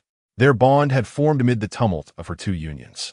Wang Gan found himself lost in memories until the class monitor's serious voice jolted him back to reality. "Wang Gan, are you even listening? Why weren't you in class today? The morning S-News interviewing is a core course. The counselor marked your absence and asked me to check on you. You've already skipped class several times this semester. I won't cover for you anymore. Be careful not to fail your participation grade." Wang Qi still retained her fiery personality, her words spilling forth with the same fervor as when she was a student, lacking the gentleness one might expect from a young woman. To put it kindly, she was diligent and responsible. To speak less charitably, she was nitpicky. Most of their classmates did not particularly favor her. In retrospect, she had once confided that she had cried several times over this very matter, and Wang Gan had been the cause of her tears on more than 3 occasions. What could Wang Gan do in response to her complaints but bow his head in apology and offer to help with her tasks? Unfortunately, their relationship had come to an abrupt end due to her second marriage. He bore her no ill will. He could only blame his own poverty at the time. Not only was he financially strapped, but he was also burdened with debt. There had been a time when Wang Qi seemed somewhat infatuated and could have been persuaded to marry him. However, Wang Gan refrained from taking that step, knowing that a marriage without a solid economic foundation would eventually crumble. Hey, are you asleep again? No wonder the counselor calls you the reincarnation of a sleeping god. Should I come to the dorm and wake you up? Wang Qi's banter was incessant, reminiscent of a chatterbox. During their university days, he couldn't recall in which year it happened, but she was quite audacious. She had once stormed into the dormitory and pulled the covers off him. For that, Wu Yue had been jealous and caused a scene, requiring Wang Gan to appease her with a gift. Looking back, it was merely a pretext. She could not have genuinely been jealous over him. It was simply a tactic to secure a gift. However, at that time, after losing money, Wang Gan had harbored resentment towards Wang Qi for quite a while, often opposing her at every opportunity. Now, he certainly would not confront her openly. Yet, he remained somewhat distracted, responding casually, "Oh, class monitor, I didn't feel well this morning. I was dizzy, so I skipped class and forgot to ask for leave. I apologize for that. Did you go to the hospital? It's nothing serious. I just need to rest a bit." "No hospital visit? Then I suppose that means no sick leave? You will still be marked absent." Not charming at all. Do as you please. You may remember whatever you wish. The urgency on the other end of the line was palpable, and Wang Gan could easily envision the flustered demeanor of his interlocutor. It was best to maintain the same amicable attitude they had during their school days. Should he suddenly act differently, the class monitor might suspect him of eccentricity. As he walked along the road, a sign suddenly caught his eye, teeming with a throng of people. The unremarkable sign seemed to shimmer with golden rays. Wang Gan recalled the pressing matter at hand and hastily replied, "All right, class monitor, I must hang up now. I need to rest a bit more." Without waiting for Wang Qi's response, he abruptly ended the call. Skipping class? The counselor? In the face of the impending fortune, such concerns felt trivial. Taking a deep breath, his gaze grew resolute as he strode confidently toward the lottery shop. The store was modest in size, but filled to the brim with patrons. Among them were numerous smokers, the scent of burning tobacco wafting through the air. Amidst the swirling smoke, the excited and frustrated discussions of lottery players could be faintly heard, predominantly revolving around the ongoing World Cup. Their conversations struck Wang Gan like a bolt of lightning, unlocking the floodgates of his memory. A night celebrated by countless football fanatics and indelibly etched in the minds of many bettors emerged vividly in his thoughts. Spain, the Netherlands, the reigning champions clashing with the previous runner-up in the group stage. The time was tomorrow, at 3 o'clock in the morning on June 14th, Beijing time. The outcome was a jaw-dropping scoreline of 5-1, with the formidable Spanish bullfighters vanquished. 5-1. Wang Gan's heart constricted sharply, then began to race uncontrollably. He vividly recalled that match. Von Persie's astonishing header, Robin's audacious sprint down the flank, Casillas's blundering error. The Spanish dynasty began to crumble from that very game. More importantly, the odds for that scoreline were astronomical. Wang Gan faintly remembered news reports from his past life, where a fortunate soul had wagered on that score, turning a modest sum into tens of thousands. The odds were at least 100-1, perhaps even higher. Wang Gan pulled out his phone and checked. Indeed, the betting odds were confirmed to be 100-1. His breath quickened. How much money did he have on hand? After recent expenditures, he had approximately 133,000 left. What if he wagered 100,000, placing it all on that scoreline? 100,000 multiplied by 100 would yield 10 million. 10 million. That figure resonated in his mind like a thunderclap. If the previous day's winnings of 150,000 merely alleviated his financial constraints, this 10 million would irrevocably alter his destiny. It would provide him with the capital to command influence in this era, to leap across social strata. He had to do it. He must seize this once-in-a-lifetime opportunity. If he missed it, what meaning would his rebirth hold?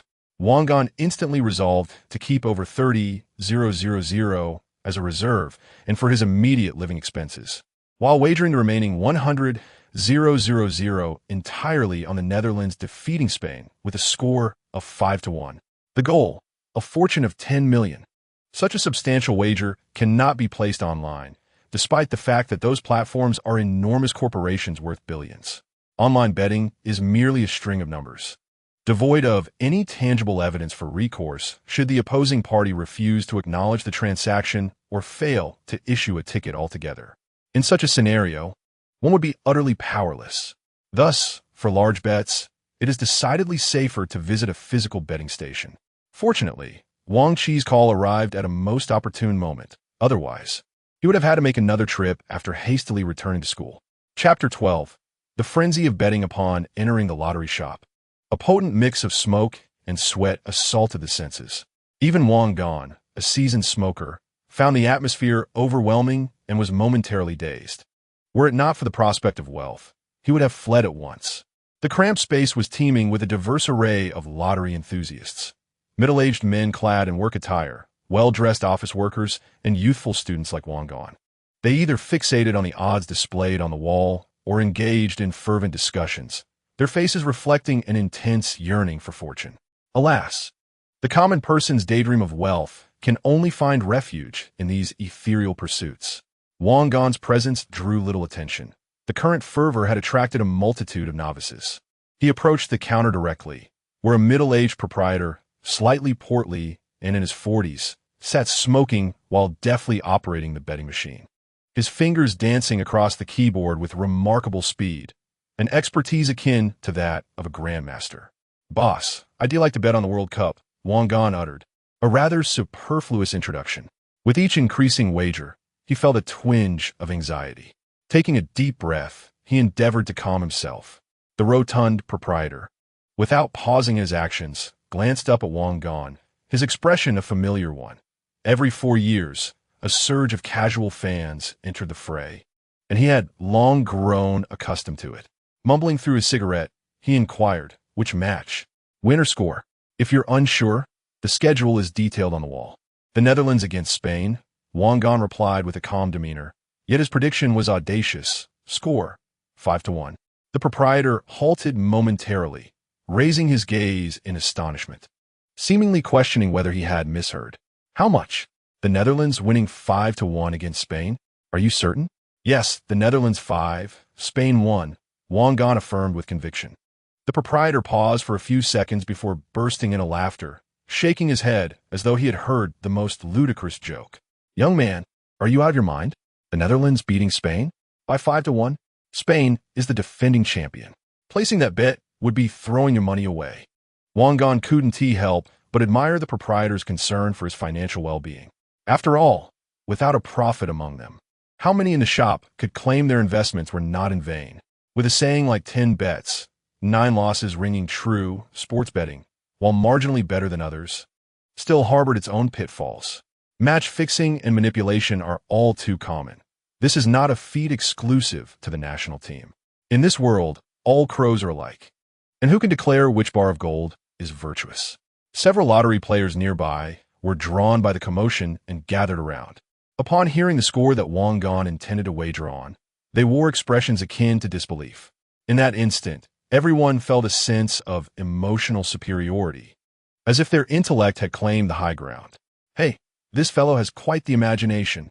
A score of 5-1 for the Netherlands? Such a thought wouldn't even dare to grace my dreams. One of them advised, young man, heed my counsel. Betting on Spain to win or even draw is far more sensible. That score reflects a total novice, perhaps just gambling recklessly. Faced with the proprietor's skepticism and the murmurs from the crowd, Wang Gan remained unfazed, merely stating, "That's the bet I will place." He intended to stake a total of 100,000 yuan on a ticket with a maximum odds of 99, repeating the wager. What? This time, not only the owner, but all the surrounding lottery players were taken aback. The entire shop fell into a hushed silence. Every gaze was fixated on Wang Gan, filled with astonishment, disbelief, and a hint of pity for what they perceived as madness. 100,000. The owner nearly dropped his cigarette in shock. He widened his eyes and asked for confirmation. Young man, you must be jesting.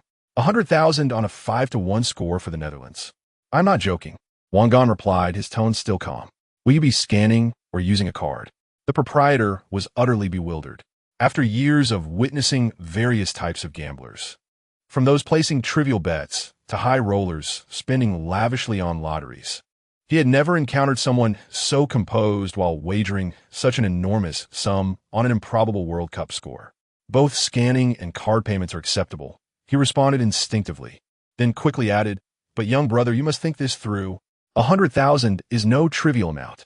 While the odds of 100-1 are enticing, such a score is nearly impossible. I understand. I won't be asking for a refund.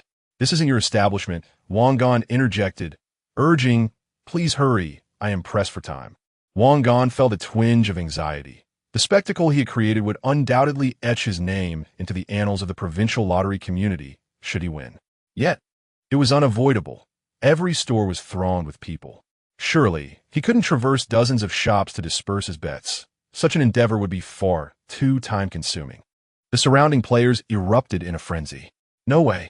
Yes, really betting? 100,000. Insanity. Who is this wealthy heir with too much time on his hands? Burning money for sport? With odds of 100-1? If he actually wins, that transforms 100,000 into 1,000,000. My goodness. Win? Only if the sun rises in the west. Their discussions were rife with confusion regarding Wang Gan's actions, mockery, and an undeniable fascination with the astronomical prize. The owner, seeing that Wang Gan was not jesting, confirmed once more, you truly wish to place this bet? Indeed, Wang Gan nodded, just as he was about to scan his phone, recalling the possible limitations on the amount. With a decisive gesture, he produced his bank card and instructed the proprietor to process the transaction, eager to conclude matters swiftly and depart. A beep echoed as he entered his password, and a sum of 100,000 yuan was promptly transferred. The owner, no longer hesitating, recognized the folly of foregoing such an opportunity. After all, the risks were borne solely by the punters themselves. Taking a deep breath, he commenced his operations at the betting machine.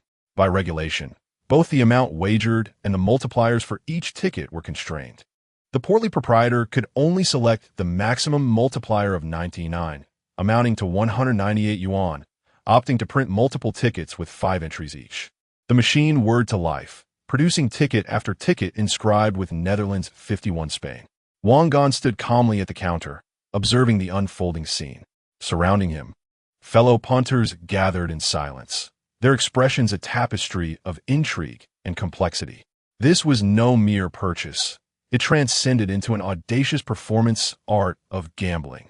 As each ticket was printed, Wang Gan received and verified it. The entire process lingered for nearly 20 minutes, during which the proprietor's fingers grew weary from repetitive pressing, accumulating a substantial stack of tickets. Ultimately, the entirety of the 100,000 yuan was transformed into lottery tickets. After meticulously counting and confirming the quantity and value of the tickets, Wang Gong cautiously stowed the hefty bundle into the inner pocket of his Alienware laptop bag. Having completed this audacious endeavor, he exited the lottery shop with a composure that belied the astonished, regretful, and curious gazes of the onlookers, leaving behind a cacophony of murmurs that lingered in the air. Stepping outside, he tilted his head towards the sky, basking in the radiant sunlight. He was acutely aware that he had just engaged in an exceptionally reckless act, yet within him surged an unprecedented sense of conviction and anticipation. 10 million. Awaiting the results. Chapter 13. Returning in glory. By the time he hailed a cab back to campus, it was already past 2 in the afternoon. Noticing the cafeteria had closed, Wang Gong realized he had been so exhilarated that he had neglected to eat all day. His youthful physique could withstand the occasional skipped meal, and he resolved to return to his dormitory to freshen up before treating himself to a hearty meal. On his way to the dorm, several acquaintances greeted him, some even teasing him lightheartedly. Wang Gong understood that his transformation, including the Alienware bag he carried, had captured the attention of his peers, starkly contrasting his previous image as an inconspicuous, love-struck underdog. Over a decade had passed, and he barely recognized any of his classmates. He offered perfunctory nods as he ambled toward his room. Pushing open the door to dorm 105, he was met with a scene reminiscent of the one he had left the previous night. The unchanging, faintly unpleasant odor lingered in the air. This decrepit dormitory was destined for relocation. Honestly, can't you all open a window? It's practically marinating in here, he muttered. Gu Linfeng looked up, spotting the shopping bag in Wang Gong's hand. Raising an eyebrow, he remarked, "Oh, you're back. Did you go on a shopping spree? It seems you won quite a bit yesterday." Wang Gong smiled faintly, casually placing the shopping bag on his bed before setting the Alienware bag on his desk. The commotion finally caught Su Wei's attention, who removed his headphones and turned his head. As his gaze fell upon Wang Gong, dressed in undeniably expensive new clothes, new shoes, and holding a brand new phone, his eyes widened in astonishment, and his mouth gaped open as if it could accommodate an egg. Wow, brother Gong. Su Wei suddenly leapt from his chair, rushing to Wang Gong's side, scrutinizing him from head to toe, his voice shifting in pitch. Did you win a lottery? It must be a huge win. How much did you rake in from yesterday's match? Speak up, confess, and you'll be treated leniently. Resist, and it will be severe. Just that morning, he had claimed to have won a mere 600, and he had even indulged in a $10 beef noodle soup. Feeling somewhat stuffed.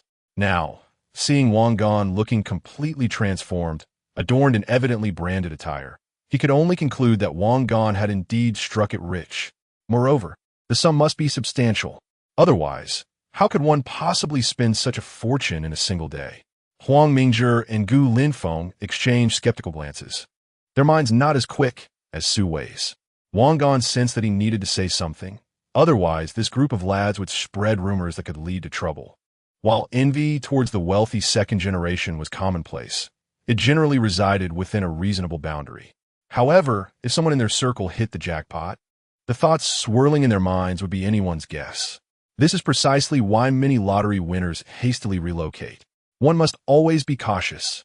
Sighing, he had initially hoped to engage with them on equal footing, only to find himself faced with slander and disparagement. Thus, he decided it was time to come clean. He was indeed a rich second-generation heir. Is that true? Wang Gong sat on the bed, beginning to weave a tale. My mother never approved of my relationship with Wu Yiwei and imposed an economic blockade on me. As you can see, my previous life was somewhat disheveled. However, after much contemplation, I finally pledged my loyalty to her yesterday, and she lifted the financial restrictions.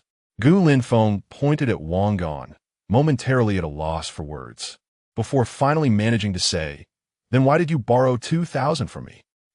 That's because my family just transferred money today. I had intended to resist a bit longer.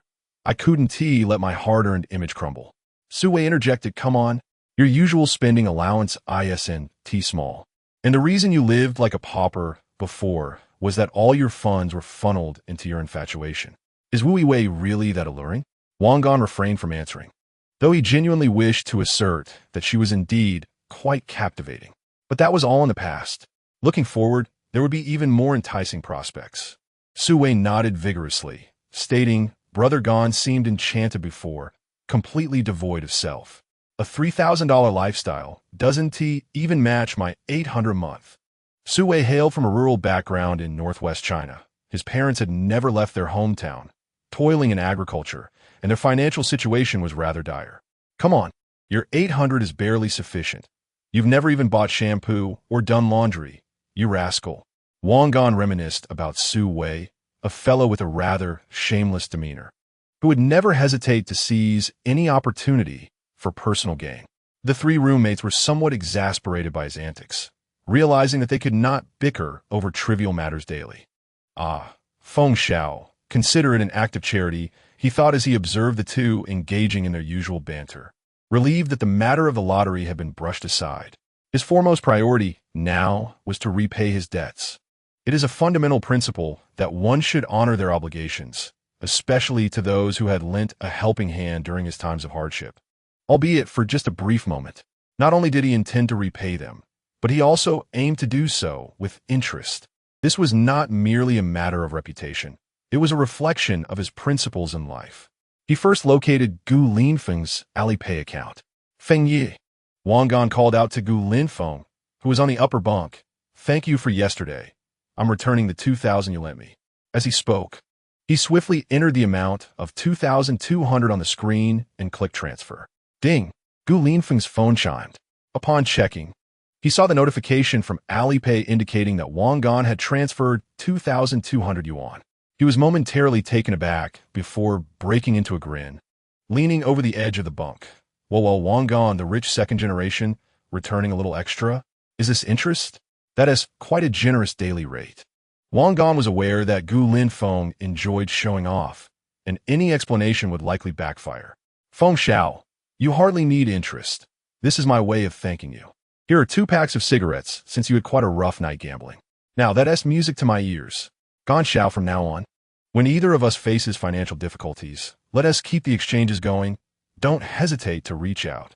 Wang Gan chuckled inwardly as Gu Linfeng resumed his posturing. Gan Xiao, a title he had never been addressed with in his previous life of over 30 years, amused him greatly. At his family's peak, Wang Gan's status was merely that of a small factory owner, hardly noteworthy in the provincial capital. No trouble at all. If you encounter any difficulties, feel free to ask. I can still assist with a few tens of thousands, he proclaimed, fully embracing his role as a wealthy second generation. The others in the dorm were skeptical, yet Gu Linfeng praised him, giving a thumbs up. Next, Wang Gan searched for his high school classmates, Yao Jiqiang and Zhou Xingjia, as well as his middle school classmate, Zhang Bo. To Yao Jiqiang, the honest man who had been the first to lend him money in both this life and the last, Wang Gan unhesitatingly transferred 1,000 yuan, having borrowed 800. Adding a note, Jiqiang, thanks brother. Here is your money back, and the extra is my treat for a meal. To Zhou Xingjia, a friend with whom he shared a good rapport, Wang Gan transferred 2,500 yuan, having borrowed 2,000, with a note, Jizzy, thanks.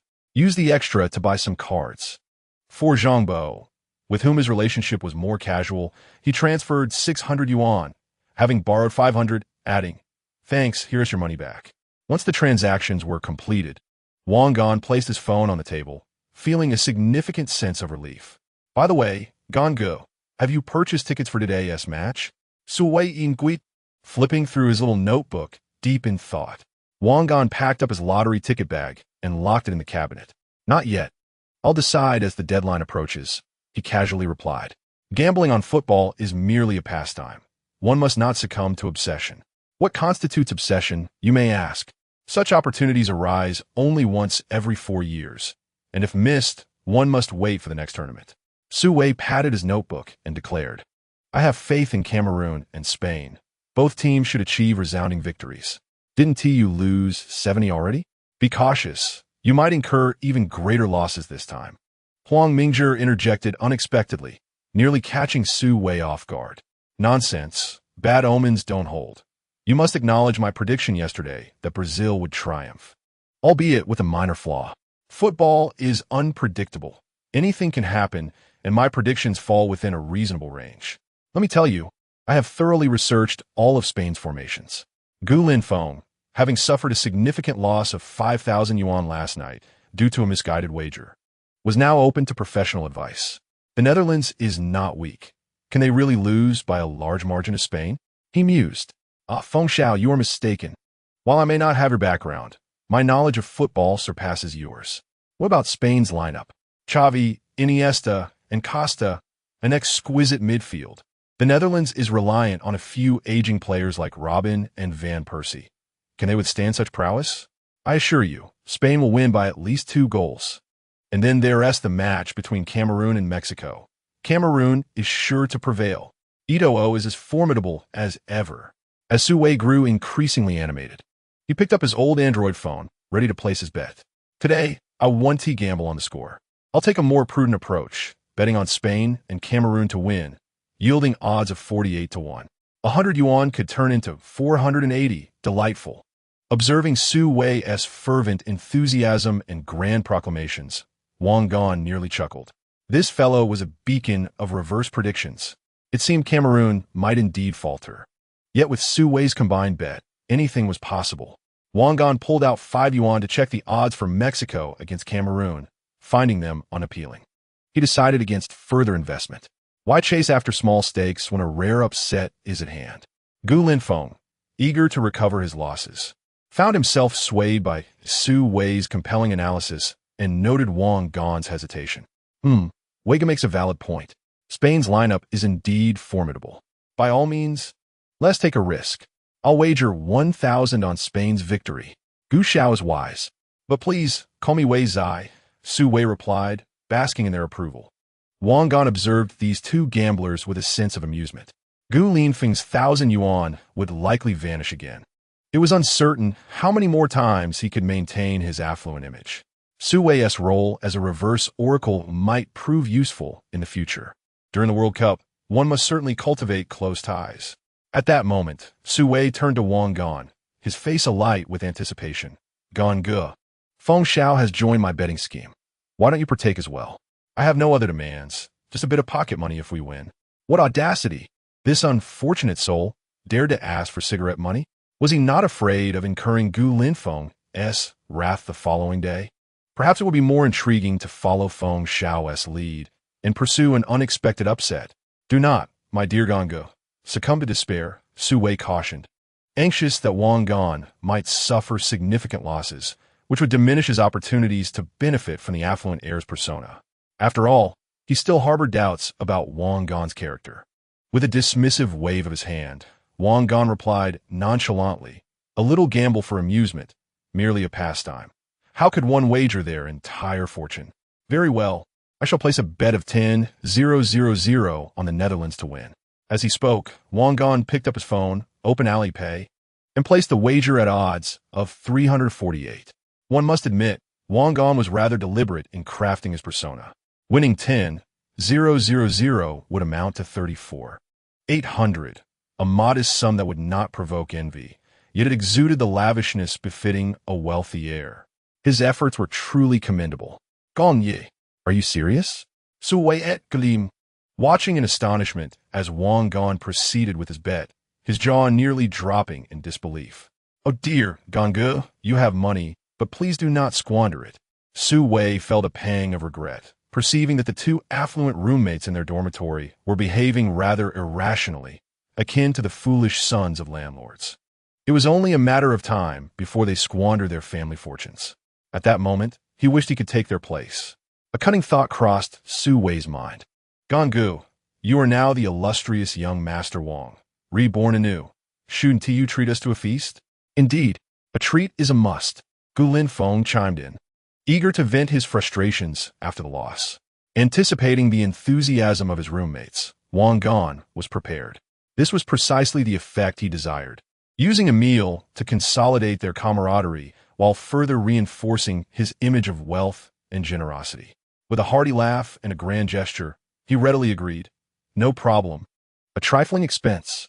Whatever you wish to eat tonight, feel free to say. You choose the venue. I shall foot the bill. Oh yes, long live Ganga. Su Wei Ji, immediately calculating what grand feast they might indulge in that evening. Gu Linfeng nodded in satisfaction, convinced that Wang Gan was indeed astute. Meanwhile, Huang Mingzhi stood aside, frowning as he observed this spectacle of money-corrupting hearts, silently sighing once more. He had lost the last ally in the dormitory, now reduced to utter solitude. With the evening feast secured, Su Wei's thoughts shifted back to the alluring alien laptop exuding an irresistible charm. Hey Gonggu, Su Wei said, rubbing his hands together. Inching closer to Wang Gan, his eyes fixated on the device. Could I borrow this to play with? Just until dinner. I promise I won't break it. The laptop's futuristic design and dazzling lighting effects captivated him, especially when powered on. Its seamless operating speed and top-tier gaming performance were a dream come true for a young man with an internet addiction. His own outdated computer now seemed a mere heap of electronic waste in comparison. Wang Gan observed Su Wei's eager expression, nearly drooling, and found it rather amusing. He understood that for someone like Su Wei, a small gesture of kindness would elicit boundless gratitude and unwavering loyalty. Moreover, for Wang Gan, this alien laptop was merely a transitional toy, destined to be replaced by something superior in due time. All right, enjoy it, he affirmed with a nod, generously adding. But take it easy, and also, could you install all the games for me? Rest assured, Brother Gan, I'm a seasoned pro, Su Wei exclaimed, his face lighting up at Wang Gan's approval as he carefully cradled the alien laptop to his desk. He plugged it in, donned his headphones, and once again immersed himself in his beloved Summoner's Rift, murmuring, the top configuration is truly exceptional. The graphics, the frame rate, pure bliss. Observing Su Wei's unrefined enthusiasm, Gu Linfeng smirked, thinking to himself, you've just given away your precious toy. He also enjoyed gaming, but his preference lay with console games, which were not feasible in their dormitory. Thus, he took out his phone and began chatting with the girl. As for Wang Gan, he felt somewhat fatigued. From the previous night until now, he had experienced rebirth, severed ties with Wu Yuwei, placed bets, and spent money. His mind had been in a state of heightened excitement and tension, and now he could finally relax. He yawned and informed Gu Linfeng, and he engrossed Su Wei. I'll catch a nap for a bit. I need to recharge for tonight. Wake me up later. Sure thing, Brother Gan. You rest up. Su Wei replied without looking up. Chapter 15. Gossip. Wang Gan slept deeply, oblivious to the world, until he was abruptly roused by urgent shaking and shouting in the evening. Brother Gan, wake up. The sun has already set. Groggily, Wang Gan opened his eyes to see Su Wei's anxious face looming close. What's going on? He mumbled, rubbing his still heavy head, his voice hoarse from sleep. It's time to eat, Brother Gan. You promised we could choose wherever we wanted, and we picked Hadaleo, Su Wei complained, clearly irritated. You can really sleep, you know. It's almost 6 o'clock. If we don't hurry, we want to find a spot during peak hours. I am starving. Realizing how late it had become, Wang Gan stretched and sat up, feeling significantly more alert. The fatigue from before had vanished completely. All right, I get it. No need to rush, he said while putting on his shoes. If necessary, we can wait in line. Absolutely not. We must eat at the first opportunity. I haven't even had a meal yet, Su Wei insisted, his obsession with Hadaleo evident. The other two were also ready, awaiting their generous benefactor. Wang Gan quickly freshened up and changed into his newly purchased clothes. Glancing at his invigorated reflection in the mirror, he silently commended his own handsomeness with a satisfied nod. With a grand gesture, he declared, let us go. Our destination is Hadaleo. Tonight, we feast without restraint. Oh yeah, Hadaleo, here I come. Su Wei Ji, the first to dash out of the dormitory. Gu Linfeng chuckled and followed suit, while Huang Mingzhi, ever the slowpoke, leisurely trailed behind with a book in hand. Wang Gan said nothing about this. After all, there was always room for one more pair of chopsticks. By the way, Fatty, I need to ask you about someone. Su Wei immediately perked up and turned around. Who dares to ask, brother? Is she from our department? Wang Gan nodded. It's Ji Qinshin, you know her? The one from class 2. Quite beautiful. Yikvinkin? Su Wei's eyes brightened, revealing an expression of understanding. Lowering his voice, he gossiped, Brother Gan, are you interested in her? Quite the discerning eye you have. She is recognized as one of the two campus beauties in our journalism department. He paused, his tone taking on a somewhat mysterious quality. But let me share something heartfelt, Brother Gon. If this is just a fleeting fancy, that's fine, but please don't get too infatuated, not like you did with Wu Yue. Ji Qin may appear innocent, but behind the scenes, the whispers among the girls are quite unflattering. Oh, what do you mean? Vangunfagnet curiosity. Some say she often returns to her dormitory around 11 or 12 at night, and several times, different cars have been seen dropping her off at the dorm building. So everyone is speculating whether she is being pampered by someone, Su Wei concluded, glancing around furtively, as if fearing eavesdroppers. Pampered? At the mention of this term, Wang Gan scoffed internally, drawing upon vague memories from his past life, coupled with the sight of her diligently working at a counter earlier that day. He was nearly certain such claims were baseless. How could a woman supposedly being pampered still toil away at a part-time job for meager wages? It was more likely that she came from a challenging background and was working hard to support herself. Such rumors were merely the product of jealousy among some girls. Truly, why must women complicate matters for one another? Nevertheless, this presented an intriguing angle. After his rebirth, Wang Gan found himself in no shortage of financial means. Observing Wang Gan's apparent skepticism, Su Wei pressed on, of course, this is all hearsay without evidence. However, her family situation does seem to be less than favorable. She is often seen either working or en route to work. He thumped his chest and continued, I have a high school acquaintance named Ruan Qing, who is in the same class as Ji Qin. If you are genuinely interested in her and wish to learn more, I can ask Ruan Qing for you next time. All right, please keep an eye on this for me. Wang Gan nodded, formulating his own plans. Ruan Qing could possibly serve as a valuable informant. When pursuing a girl, one should not solely focus on her. Sometimes, a comment from those around her can be more impactful than 1,000 words spoken by oneself. Wang Gan recalled his university days, where he had devoted himself to being a sycophant to Wu Yue, neglecting to manage his relationships with her close friends. That woman had often spoken ill of him, leading to numerous arguments. But the current Wang Gan was different. Although he had not had many practical opportunities in over a decade, the rise of short videos in the modern era had exposed him to the dynamics between men and women. He had seen some playboys even turn their experiences into courses to sell, capitalizing on the naivety of others. At that moment, Huang Mingzhi, who had remained silent until now, spoke up. Wang Gan, you have just parted ways with Wu Yue. How can you so quickly begin to inquire about another girl? One must be devoted in life. And pursuing a girl requires sincerity and patience. He paused for a moment, seemingly feeling the need to provide additional information. Moreover, I heard from Chun Jing yesterday that Wu Yue had cried for a long time in the dormitory over the fact that you sold concert tickets and blocked her, leaving her eyes swollen. I believe you should reflect on this matter, considering the bond you two shared for over 3 years, which is not an easy feat. Before he could finish, Wang Gan waved his hand to interrupt him, his tone clearly laced with impatience. Enough, Huang Mingzhi.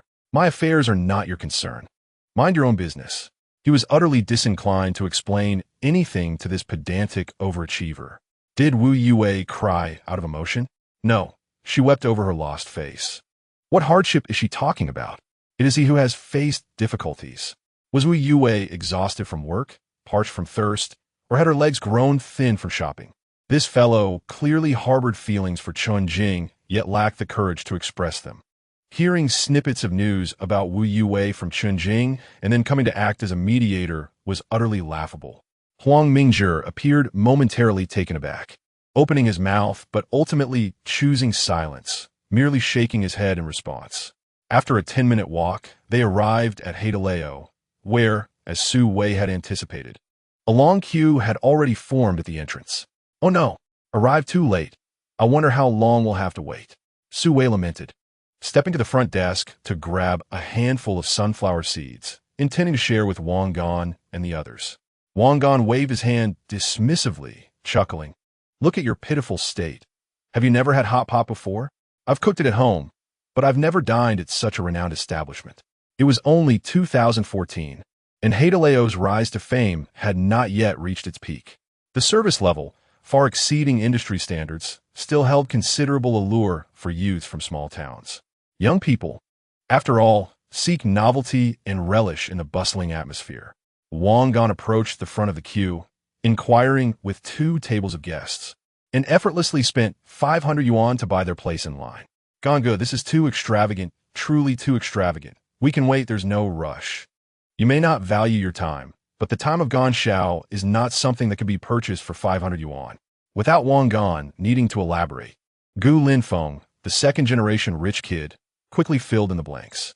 He prided himself on being affluent, relishing a sense of superiority in front of his roommates. However, spending hundreds to buy a spot in line was beyond his means. University students' time is not worth much. The cost-effectiveness is simply too low. At this moment, Gu Linfeng was thoroughly convinced of Wang Gan's persona, firmly believing him to be a young man who had clashed with his family but reconciled. Within 2 minutes, the inside called their number. Chapter 16. A chance encounter. Soon, a uniformly clad waitress emerged, beaming, and led them to an available table. The booth was situated by the window, offering a pleasant view of the bustling crowd outside. Once seated, the waitress promptly presented warm towels, aprons, fruits, and snacks, attentively inquiring about their preferred broth and beverages. Wang Gan handed the menu to Su Wei and Gu Linfeng, saying, "Don't be shy. Order whatever you like. Let's go with the dual-flavor broth, half spicy, half mild." Upon hearing this, Su Wei felt no need to hold back any longer. Upon seizing the menu, a fervent flurry of orders ensued. Exquisite tripe, marbled beef, succulent shrimp paste, brain matter, and yellow throat, each selection deliberately chosen for its lavish price, as if determined to indulge in opulence to the fullest. Gu Linfeng and Huang Mingzhi also ordered several of their favorite signature dishes. Soon, the bubbling broth and an array of ingredients arrived in succession, the crimson oil swirling and the enticing aroma wafting through the air. The group eagerly commenced their feast. The tripe from Haidaleo is truly invigorating," Su Wei exclaimed, slipping a slice of the tender delicacy into his mouth, his eyes narrowing in satisfaction. "This beef is delightful as well, quite tender," Gu Linfeng remarked. Wang Gan too picked up a slice of the beef, briefly submerging it in the searing spicy pot, then dipped it in fragrant oil and garlic before savoring it. The numbing, spicy, and savory flavors erupted on his palate. Indeed, it is a taste I have long missed. Ever since his fall from grace to the realm of food delivery, he had not indulged in hot pot that cost hundreds per meal. After all, lacking a suitable context, a solitary bachelor dining alone lacked imagination. As for the occasional gatherings with friends, wouldn't a street stall be far more economical? As the 4 relished their meal, toasting and sharing laughter, a chorus of animated female voices echoed from the adjacent aisle. Wang Gan glanced up to discover none other than their class monitor, Wang Qi, accompanied by several girls from her dormitory. Among them was He Qingxian, one of the 2 most admired beauties of the journalism department and the class flower of Wang Gan's cohort. Clad in a delicate blue dress, her long hair cascading down, she exuded a graceful charm that made her stand out amidst the crowd of girls. Gu Linfeng's eyes brightened instantly. He discreetly nudged Wang Gan with his elbow, lowering his voice with a hint of excitement. "Hey, old Wang, look, it's He Qingxian. You must invite them over to join us. This meal is on me." This rascal, upon seeing He Qingxian, had entirely forgotten to address him as Gan Shao. Gu Linfeng had long harbored feelings for the pure and well-off class flower. Yet his affections had remained unreciprocated, leaving him quite wounded. Wang Gan followed his gaze, nodded, and a knowing smile graced his lips. "No need. I shall take care of this," he stated, pondering the opportunity to showcase his newfound stature before a larger audience. Here was a chance that had presented itself fortuitously. Moreover, assisting his friend would also reflect the grandeur befitting a faux wealthy heir. He stood, adjusted his collar, and approached Wang Qi and her companions, who were furrowing their brows while negotiating with the waiter. Adorned with a beaming smile, he greeted, "Class monitor. What a coincidence, you 2 are here for hot pot." Wang Qi paused momentarily upon seeing Wang Gan, then responded with a smile. "Indeed, Wang Gan, what a surprise. The restaurant is quite crowded. We may have to wait for a considerable time." "How fortuitous." Wang Gan gestured towards his table. We have spare seats, if you don't mind. Shall we share a table? There's ample room, and it would be lively. Today it's my treat. Wang Qi and the girls behind her, He Qing Xian, Zhang Xiaoya, Huang Wan, and others were taken aback. Wang Gan's demeanor today was in stark contrast to the previous image of a man orbiting around Wu Yiwei. How about we do this? Each dinner pays half. Wang Qi, no longer willing to wait, acquiesced to Wang Gan's proposal. However, she was not one to take advantage of small favors, especially since they had prepared ample funds for their gathering today. After all, it was a rare occasion to treat the class leader and several lovely ladies to a meal. How splendid it was! Wouldn't you agree? As soon as Wang Gan spoke, Gu Linfeng eagerly chimed in. Indeed, class leader, please join us. Our brother Gan has come into a little fortune today and wishes to treat everyone. The girls exchanged glances, and He Qing Xian gave a slight nod of approval. Wang Qi, maintaining her politeness, inquired, would this be too much of an imposition on you? Oh, what imposition? We're all classmates. Please have a seat. Wang Gan warmly beckoned, instructing the waiter to bring over chairs from the adjacent table. Thus, what had initially been a gathering of 4 young men swiftly transformed into a social event for both male and female dormitories. The atmosphere grew lively with a mingling of genders. Without hesitation, Wang Gan assumed the role of host. He took the menu, disregarding the prices, and boldly began to order. Let's have another dual-flavor hot pot base, extra spicy and numbing. 3 portions each of beef tripe, duck intestines, and lamb. 2 plates each of snowflake beef and premium lamb rolls. Shrimp paste, brain matter, luncheon meat. Oh, and let the ladies choose their preferred vegetables. As for drinks, let's start with a dozen beers. Ladies, what would you like? Sour plum soup or coconut juice? His extravagant ordering left Su Wei seated nearby, wide-eyed, while the girls from Wang Qi's dormitory exchanged astonished glances, particularly Zhang Xiaoya and Huang Wan, who hailed from modest backgrounds and were accustomed to frugal dining, had never witnessed such a lavish spread. Their gazes towards Wang Gan were tinged with curiosity and intrigue. Wang Qi recalled the scolding she received at noon, yet now, with food in hand, she opted to tease. Weren't you feeling unwell today? Can you handle such greasy fare? Haha, I might struggle a bit. So why not you eat more and lend a hand? Before long, the waiter brought forth an abundance of dishes, filling the table to the brim. Wang Gan placed the beef tripe and duck intestines in front of Wang Qi, saying, you like these, so have plenty. Oh dear, this is far too much. We cannot possibly finish it all. No worries, it's all an expensive fare. One tea take up much space. Huang Wan observed the easy rapport between Wang Gan and Wang Qi, seemingly sharing an unspoken understanding. She then jested, Wang Gan, how do you know what our esteemed class leader enjoys? Have you two perhaps gone on secret dates? Wang Gan was momentarily taken aback. These preferences stemmed from a past life, events yet to unfold in this one. How could he explain? Wang Qi, her face flushed from her roommate's teasing, playfully pinched her friend, and a light-hearted scuffle ensued. Hey, eating hot pot is all about enjoying these dishes. Does anyone truly dislike them? With this clarification, the brief interlude came to a close.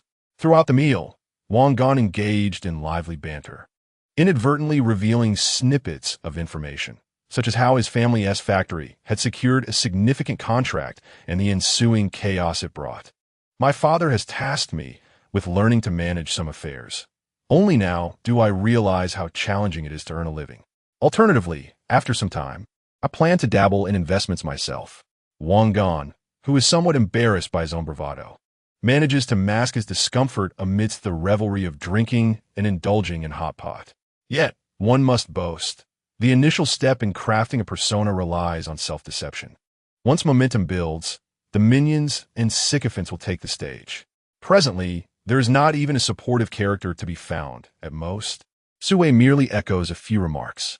However, those words, coupled with his newly acquired attire and a fresh set of wheels, have successfully implanted the image of a wealthy second-generation heir who is beginning to engage with his family's business into the minds of most present.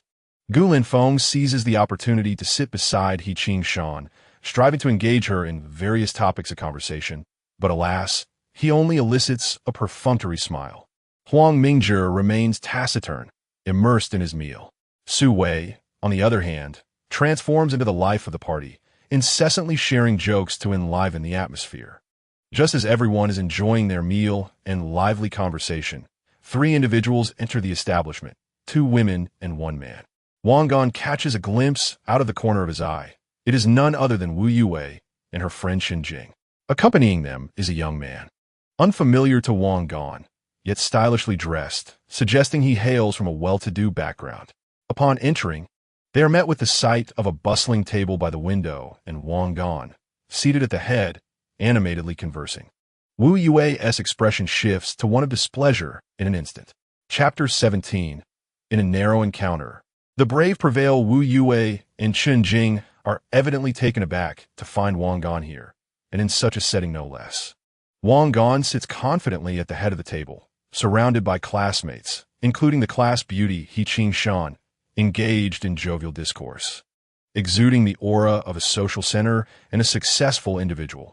This starkly contrasts with their recollection of him as a meek, sycophantic figure who obediently catered to their whims.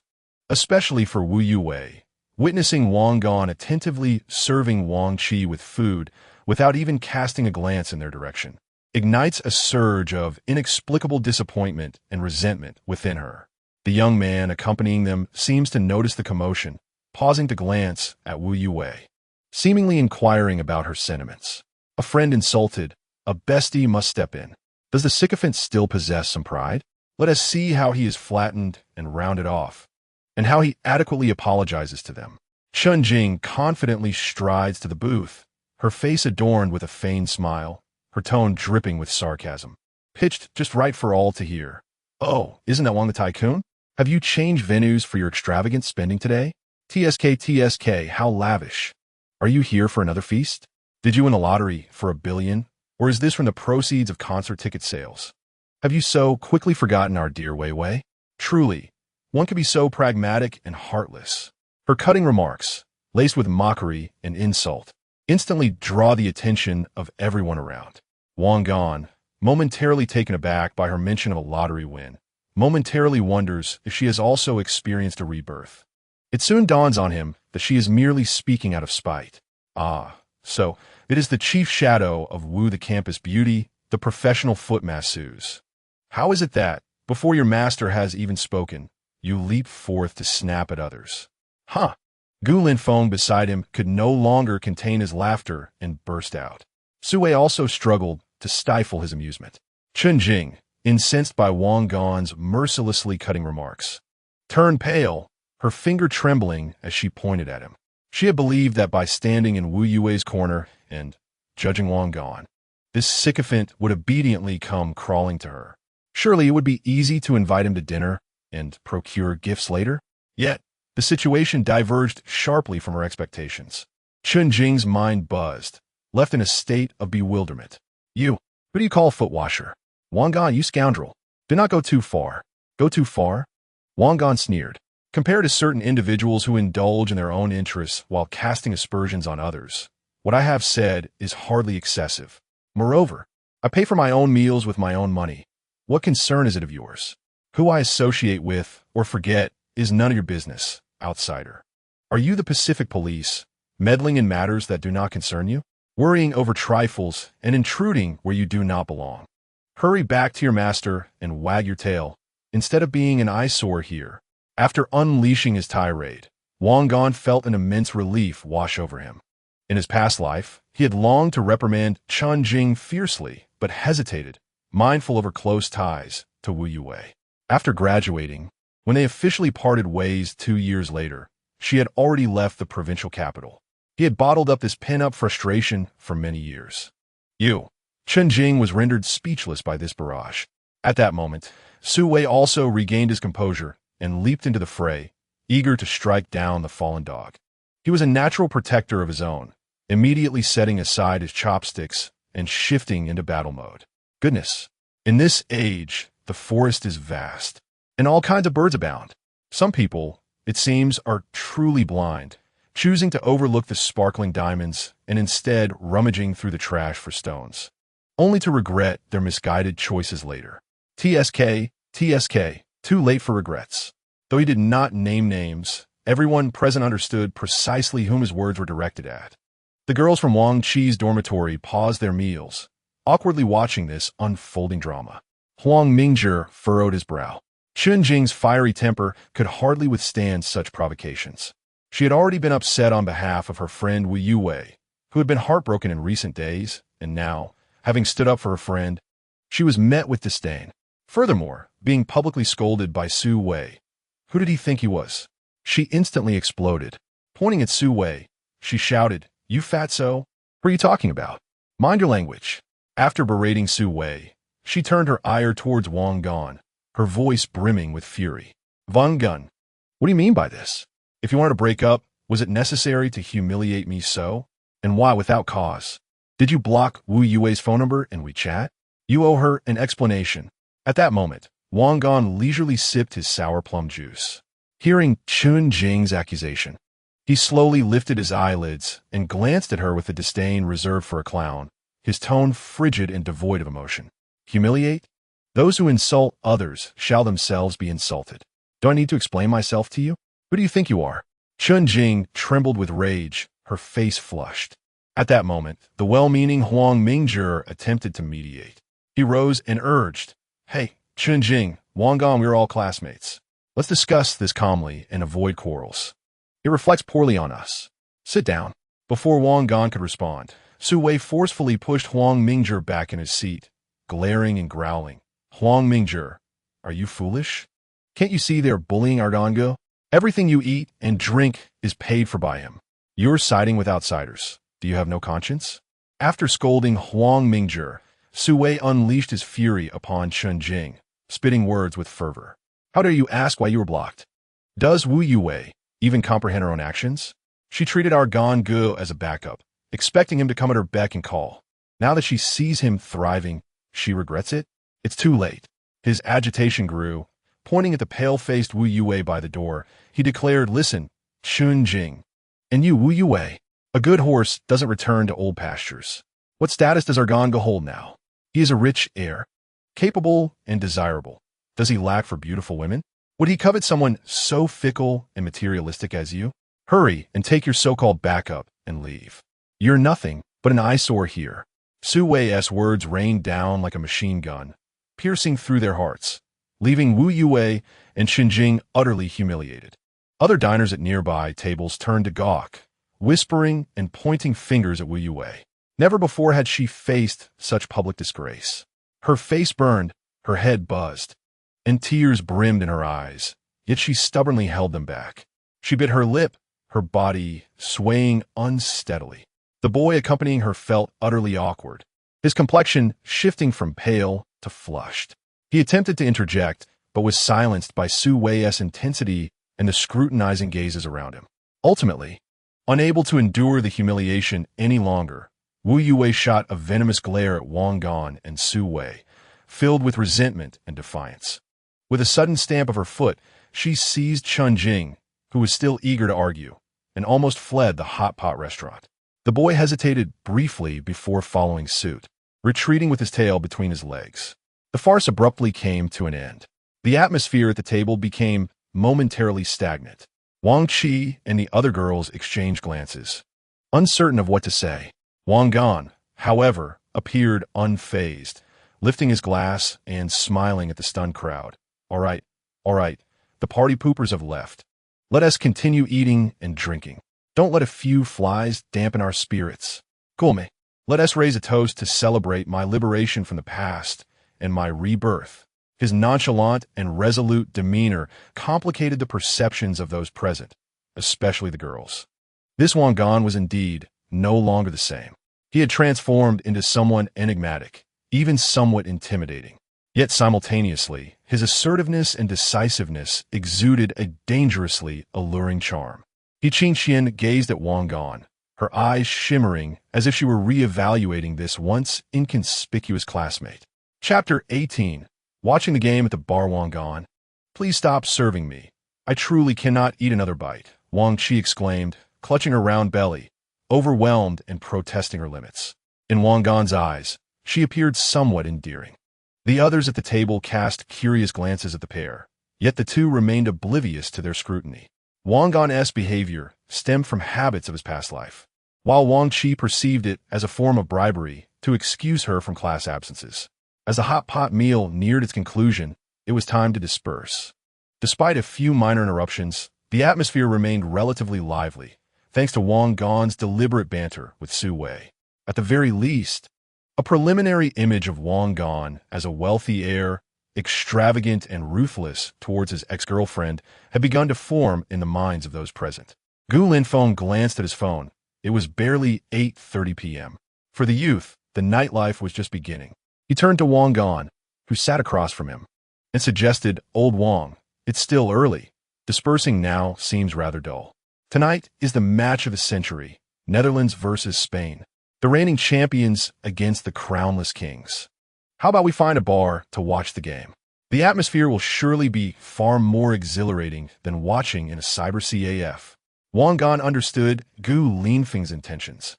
The others were likely just an afterthought, with He Qingqian being the focal point. He was indifferent to his roommate's flamboyant demeanor, eagerly awaiting the outcome of the match. The lottery ticket worth 100,000 lei in his dormitory bag, pivotal to his future fortune. The cyber CAF's environment was too poor, suffocated by cigarette smoke. A discomfort he could no longer endure. The bar was indeed a splendid alternative, boasting a large screen, drinks, and perhaps even the chance to encounter other intriguing prospects. He readily nodded, "Sure, that sounds great. I was just looking for a place to watch the game." Su Wei's eyes sparkled at the mention of the bar. It promised a large screen, beer, and attractive company. Although he lacked funds for flirting, the mere thought excited him. However, upon feeling his meager wallet, a look of distress crossed his face as he muttered, "Maybe I shouldn't go. The bar expenses are too high, and I really don't have the money." Wang Gan found Su Wei's cowardice amusing, but recognized that, despite his opportunistic nature, Su Wei could be of use in critical moments. For instance, his earlier confrontation with Wu Yiwei in Chunjing had genuinely impressed him. He finally understood why wealthy families of your employed idle companions and retainers. The small sums spent were incredibly worthwhile. He gave Su Wei a playful pat on the shoulder, teasingly saying, "Look at your lack of ambition. Following me, and you think you'll miss out on a drink? Besides, considering your half-baked fan level, you might just be the rare inverse lucky charm. If I follow your lead and bet against the grain, I might just strike it rich." Wang Gan's jovial words left the others perplexed, unable to fathom the truth behind his jest. "Let us not tarnish anyone's reputation without cause. I am a seasoned fan," Su Wei retorted, yet his objections were disregarded, as he was not the main character at the table. University is akin to a microcosm of society, where the dynamics of elevating some while diminishing others are inevitably present. Su Wei's existence is marked by stark poverty, not due to any self-deprecating behavior, but rather a genuine lack of means, so dire that it verges on the grotesque. Wang Gan summoned the waiter to settle the bill, a lavish hot pot feast costing him a staggering 1,500 yuan, nearly equivalent to half of his previous living expenses. Yet he did not flinch. A few young ladies felt a twinge of embarrassment and promptly suggested that they would treat next time. Wang Gan felt a sense of relief, even if this next time was shrouded in uncertainty. At least it was not the presumptuousness exhibited by Wu Yiwei. The female empowerment movement had yet to reach its zenith. The era of ethereal maidens was not yet upon them. Gu Linfeng, noticing the girls' reluctance to engage, opted for a more direct approach. He proposed that the lovely ladies join them for a match, as a larger group would surely enhance the excitement. Before others could respond, He Qingqian interjected, "I'm sorry, but my family is quite strict and doesn't allow me to stay out too late." This revelation left Huang Wan, who was eager to participate, rather disheartened. Her suggestion to join would now reflect poorly on her upbringing. Nevertheless, no one paid much heed to such a minor detail. For Wang Gan, aside from Wang Qi and He Qingqian, the other two were mere background figures. Huang Mingzhi distanced himself from the bustling ambience, shaking his head and adjusting his glasses. "You all go ahead. The bar is too noisy for my taste. I shall return to my dorm to study, for exams are approaching at the month's end." Wang Gan felt exasperated, thinking, "Who cares whether you come or not? Go wherever you please." After a brief farewell to the girls from Wang Qi and He Qingqian's dormitory, He Qingqian appeared to soften her demeanor towards Gu Linfeng, even bidding him a friendly goodbye. This gesture nearly sent Gu Xiao into a euphoric spiral. "Hey, don't get too carried away. They have already departed," Wang Gan remarked. "Say, old Wang, do you not think Qin Xian would make a splendid wife?" Exuding an air of matronly grace. "Pray tell, have you already decided on a name for the child?" "What? Then what you propose it should be? How about Big Head Ghost?" Shortly thereafter, the trio hailed a taxi, making their way to the renowned bar district of 1912 in the provincial capital. The taxi halted before a chic establishment, aglow with vibrant lights. Two oversized neon letters flickered against the night backdrop. While security personnel clad in black suits stood at the entrance, the pulsating beats of music wafting from within. Upon entering the bar, they were met with a wave of heat infused with the aromas of alcohol, perfume, tobacco, and youthful exuberance. The interior was spacious, adorned in a modern and surreal style. In the center of the dance floor, men and women swayed vigorously to the electrifying rhythms. The bar area was filled with patrons engaged in spirited conversation over drinks. The booths were relatively quieter, yet still fully occupied. A massive projection screen loomed prominently, currently showcasing promotional content and pre-match analyses for the World Cup.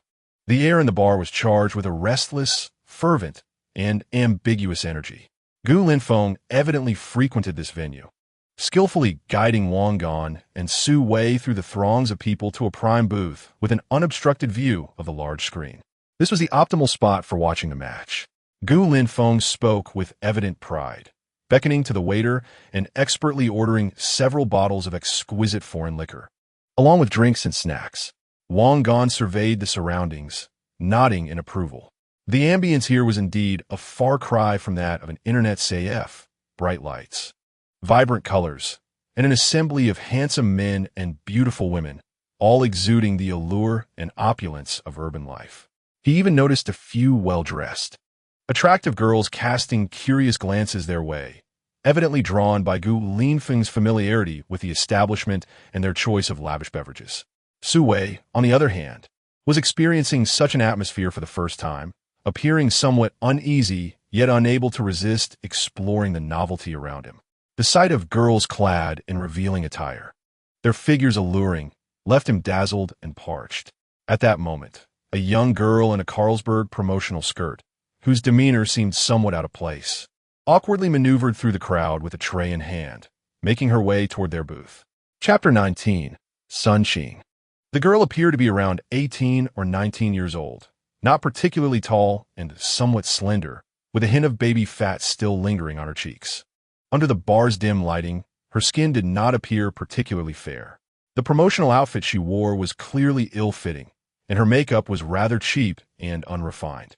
Yet, her features were strikingly delicate, especially her large, bright eyes, which resembled those of a startled fawn, imbued with a timid sparkle. This created a peculiar contrast against the bar's boisterous and extravagant environment.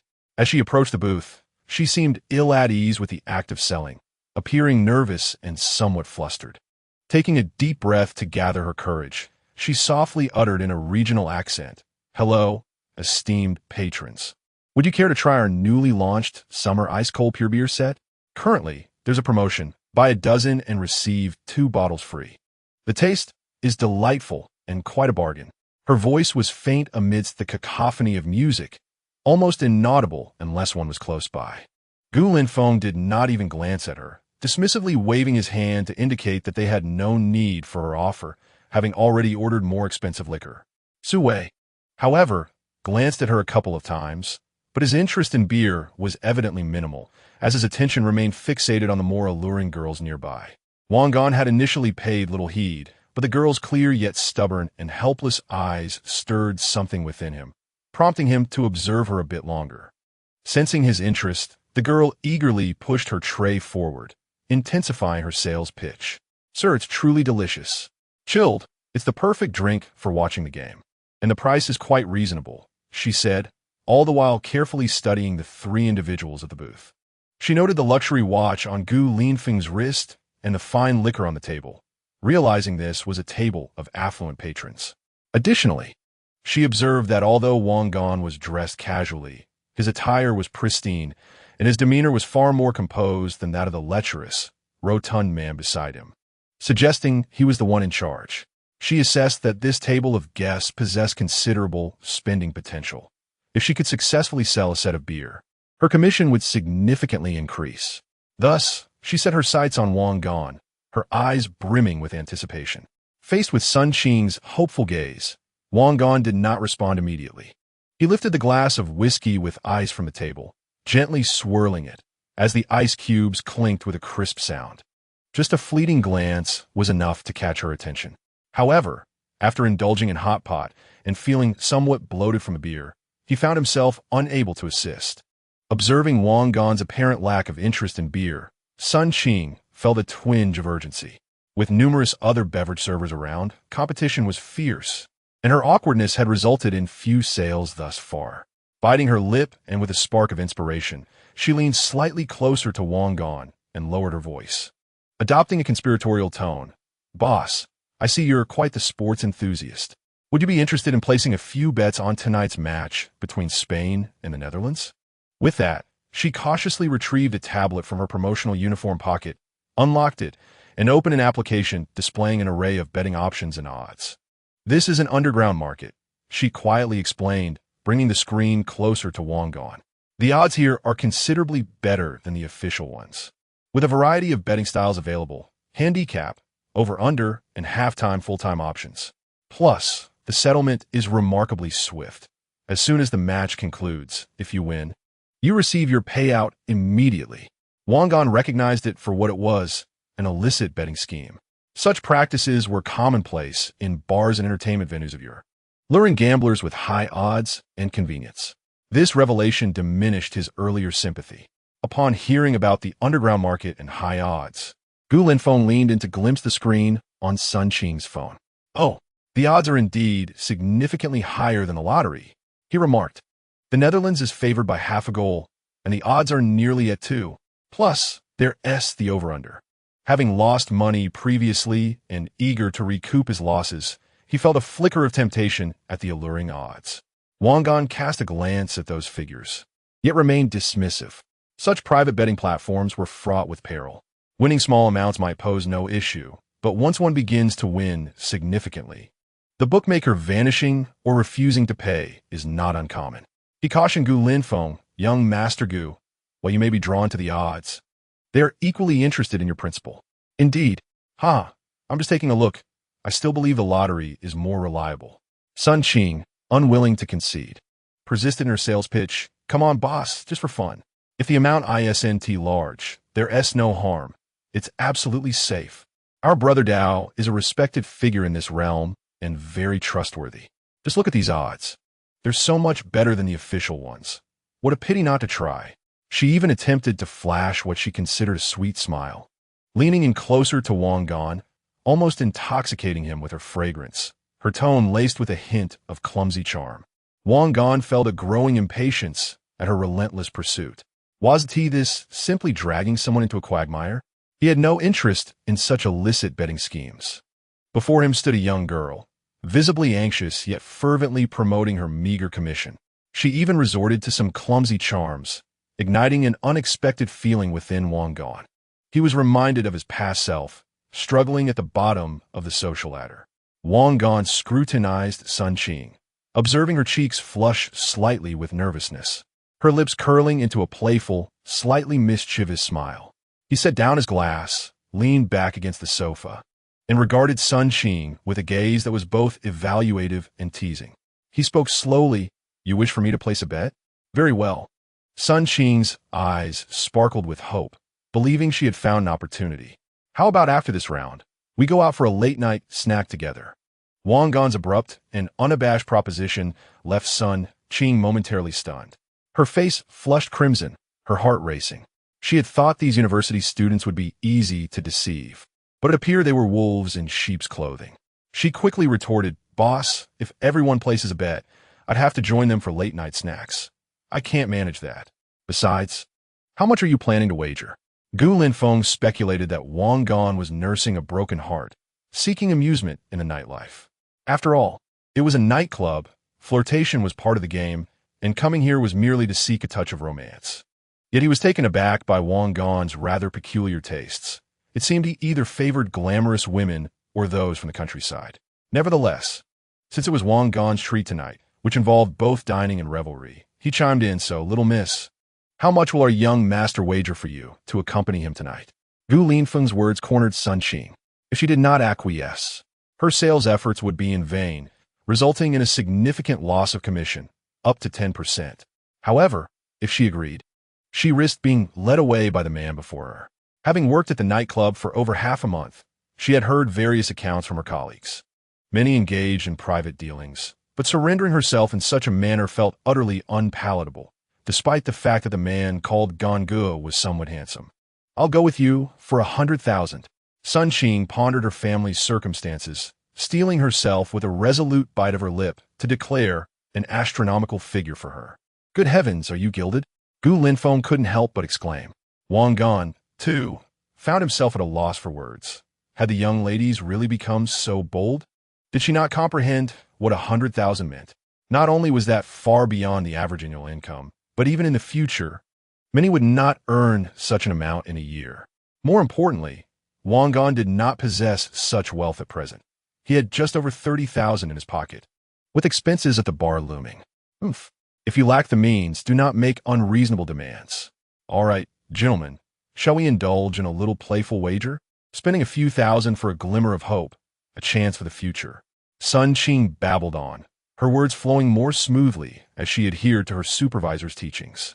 Yet, it was absurd to act oblivious. "This won't do, Sun Qing, will it? Let us indulge in some amusement. What significance lies in wagering on the size of bets? If we are to play, let it be with heightened excitement. Let us wager on whether I can triumph by winning over 100,000. Should I succeed, you shall accompany me tonight. What say you?"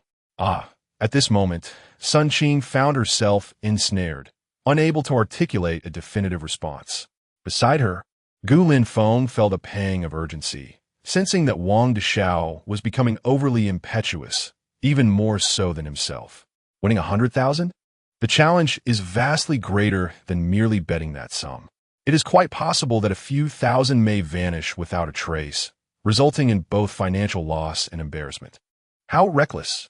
Before he could voice his thoughts, Wang Gan slapped the 5 on the table, exclaiming, "If you win, I shall gift you a mobile phone." Working amidst the chaotic milieu of the bar had instilled in Sun Qing a semblance of professional poise and a gambler's daring spirit. Biting her soft, rosy lips, she raised her gaze to meet Wang Gan's playful eyes and, as if possessed by an unseen force, boldly replied, "Very well.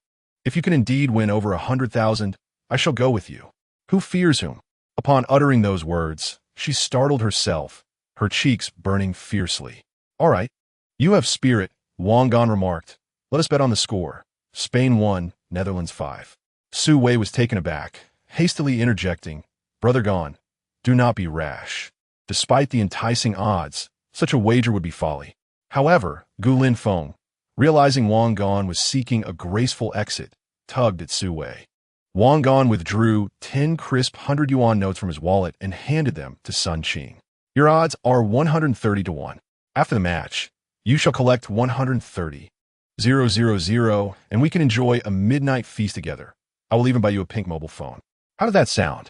Sun Qing's face drained of color. With a 1,000 yuan bet, her commission would amount to a mere 100. "The phone is too much for me to hope for," she thought, hastily accepting the cash and rushing inside. Gu Linfeng leaned closer to Wang Gan, saying, "Brother Gan, your approach is quite unexpected. Such tactics hold little sway in nightclubs, where women are solely driven by monetary allure. The romantic gestures are better suited for the confines of academia."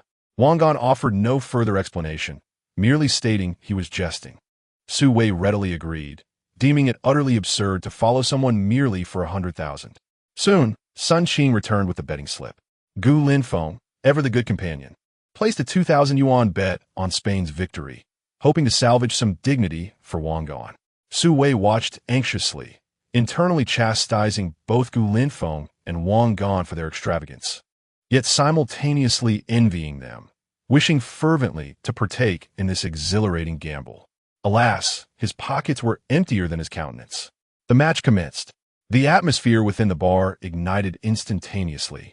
A cacophony of cheers, boos, and various shouts intertwined. In the opening phase, both teams played cautiously, alternating between offense and defense, with the match remaining tightly contested. Gu Linfeng, drink in hand, focused intently on the screen, fervently chanting, "Come on, Spain! Defeat those Dutch!" Su Wei, beside him, chimed in with nonsensical commentary, suggesting which ball should be passed or shot. Meanwhile, Wang Gan appeared remarkably composed, reclining on the booth's sofa, leisurely sipping his whiskey. With a detached gaze fixed upon the screen, it seemed as though the outcome of this match was already firmly within his grasp. Sun Qing busily flitted about nearby, yet her eyes occasionally darted toward Wang Gan, her heart simmering with a trace of indignation at being toyed with. As the game progressed, an astonishing transformation unfolded on the field. The Dutch team launched an assault akin to a surging tide, with the attacking triumvirate of Robin, Van Persie, and Sneijder in exceptional form. Time and again, they tore through Spain's aging defense. A goal, Van Persie, a spectacular leap and header, a world-class strike. 1-1, another goal, Robin, a clear path to the net. 2-1, the Netherlands took the lead. A penalty, the Dutch team was awarded a penalty. De Vrij, 3-1, my heavens, Van Persie scored again, a colossal blunder by Casillas. 4-1, the bar erupted in jubilation, aside from a few fans clad in Spanish jerseys, who appeared ashen and stunned. The majority were engulfed in a frenzy of celebration. Each goal by the Netherlands was met with thunderous cheers and the clinking of beer glasses. Gu Linfeng's expression morphed from anticipation to shock, then to a pallid despair. He gripped his beer glass so tightly that it creaked, muttering curses under his breath. Damn it. What a disgraceful performance. It's rigged. Absolutely rigged. Su Wei, on the other hand, was as if electrified, gesticulating wildly and shouting at the top of his lungs. Incredible. The Netherlands is phenomenal, overturning the defending champions. Brother Gan, did you see that? 4-1. Could it possibly be 5-1? He cast an incredulous glance at Wang Gan. Wang Gan merely smiled faintly, raising his glass in a distant salute. Just as the match neared its conclusion, Robin embarked on another long-range sprint, evading Casillas and slotting the ball into an open net. 5-1. The final whistle blew. The score was set. The entire bar erupted in a state of ecstatic frenzy. This was a match destined to be immortalized in history. A merciless slaughter of the defending champions. You did it. You did it. Handsome. You won. Sun Qing shrieked as she dashed over, her face brimming with disbelief, joy, and an indescribable fervor. The look she directed at Wang Gan was infused with shock, admiration, and an ineffable intensity, as if she herself had struck it rich. It truly was 5-1. You're won. 000 yuan has netted you 130,000. A staggering 130,000. Her voice trembled with excitement. Chapter 21. A night of triumph. Wang Gan remained composed as he approached the counter with his betting slip for redemption. With an anticipated income of 10 million from sports betting, a mere 100,000 hardly stirred his emotions. The young man behind the counter paused momentarily upon seeing the betting slip, astonished that someone had actually won such an outrageous payout. It appeared he could not decide alone and gestured toward a man with a scarred face inside. The scarred man glanced at the slip, nodded at Wang Gan, and smiled broadly, saying, "You're quite lucky, young man. Care to continue with the next match?" Wang Gan stifled a yawn, replying, "I'm quite tired today. Let us play tomorrow. Is it convenient for me to collect my winnings?" Slightly taken aback by his bluntness, the scarred man's expression shifted, but he quickly burst into laughter. Right. Health comes first. Do take care to rest. Someone, please settle the bill for this young man. Would you prefer a bank transfer or cash? Cash. In such circumstances, how could Wang Gan possibly leave a record of his account? That would only invite trouble upon himself. Within the front desk, there lies a concealed door, presumably leading to their storeroom. Upon opening it, an individual emerged, clutching a thick bundle of cash. A staggering sum of 130,000 yuan, stacked together, created a striking visual impact. The bar's patrons, fervent football fans, cast their gazes in unison, gasping in awe, their faces adorned with expressions of envy. Among them, the ardent Spanish supporters exhibited even greater fervor, their emotions bordering on jealousy rather than mere admiration, for this substantial amount was derived from their contributions. Wang Gan's demeanor remained unperturbed, as if the sum of 130,000 was but an inconsequential figure. He accepted the cash from his associate, weighing it casually in his hand. Returning to the booth, he nodded towards Sun Qing and, with an indifferent tone, inquired, "Do you have a bag?" Initially, his intention was merely to enjoy the match. He had not planned on winning money here. His nonchalant attitude, treating wealth with disdain, rendered Sun Qing even more intrigued, perceiving him as enigmatic and captivating. "Ah yes, I have one." Soon, Sun Qing presented a small purse, made of synthetic leather, a Taobao find, likely not worth more than 30 yuan. Wang Gan unzipped the bag, discovering an array of personal items typically favored by women. A compact mirror, a comb, inexpensive cosmetics. The purse was too diminutive to accommodate everything, prompting Wang Gan to dump its contents into the trash bin. Strange, why are there no contraceptives? He mused. Is she truly untainted by the mire? Hey, why did you throw all my things away? Sun Qing protested, dismayed. She had only used the face cream for a week, and there was still a considerable amount left. I'll buy you a new one later. I never agreed to go with you, Sun Qing retorted, mustering a hint of defiance, though her voice was so faint that she could scarcely hear it herself. Meanwhile, Gu Linfeng sat dumbfounded, slumped on the sofa, utterly disheartened. Not only had his bet evaporated once more, but what troubled him more was that Wang Gan, this fortuitous fellow, had once again guessed correctly, and in such an astonishing manner. Su Wei, filled with envy, was nearly drooling, surrounding Wang Gan with exclamations of "Gongo, you're incredible. Take me along." Wang Gan, however, did not hastily depart with his spoils. He sought further confirmation. Addressing the still-dazed Sun Qing, he asserted, "As we agreed, you will accompany me tonight." He then surveyed the surrounding company, addressing Gu Linfeng and his friends, proclaiming, "I want a bit of money. It's merely luck. I'm in high spirits tonight. Let us go. I'll treat everyone to a late-night snack. Barbecue, crawfish, order whatever you desire. It's on me." "All right. Wang Gu is generous. Thank you, Wang Gu." A chorus of cheers erupted, and a throng of individuals joyously accompanied Wang Gan as they exited the bar. Perhaps Wang Gan was overly cautious for once outside. No one followed them. Maybe the sum of 130,000 was too modest, as the patrons of the bar possessed considerable spending power. It could also be that the security was exceptionally good, with everyone behaving themselves. However, it was more likely that this group of young men appeared quite formidable, deeming it unworthy to vie for such a modest sum.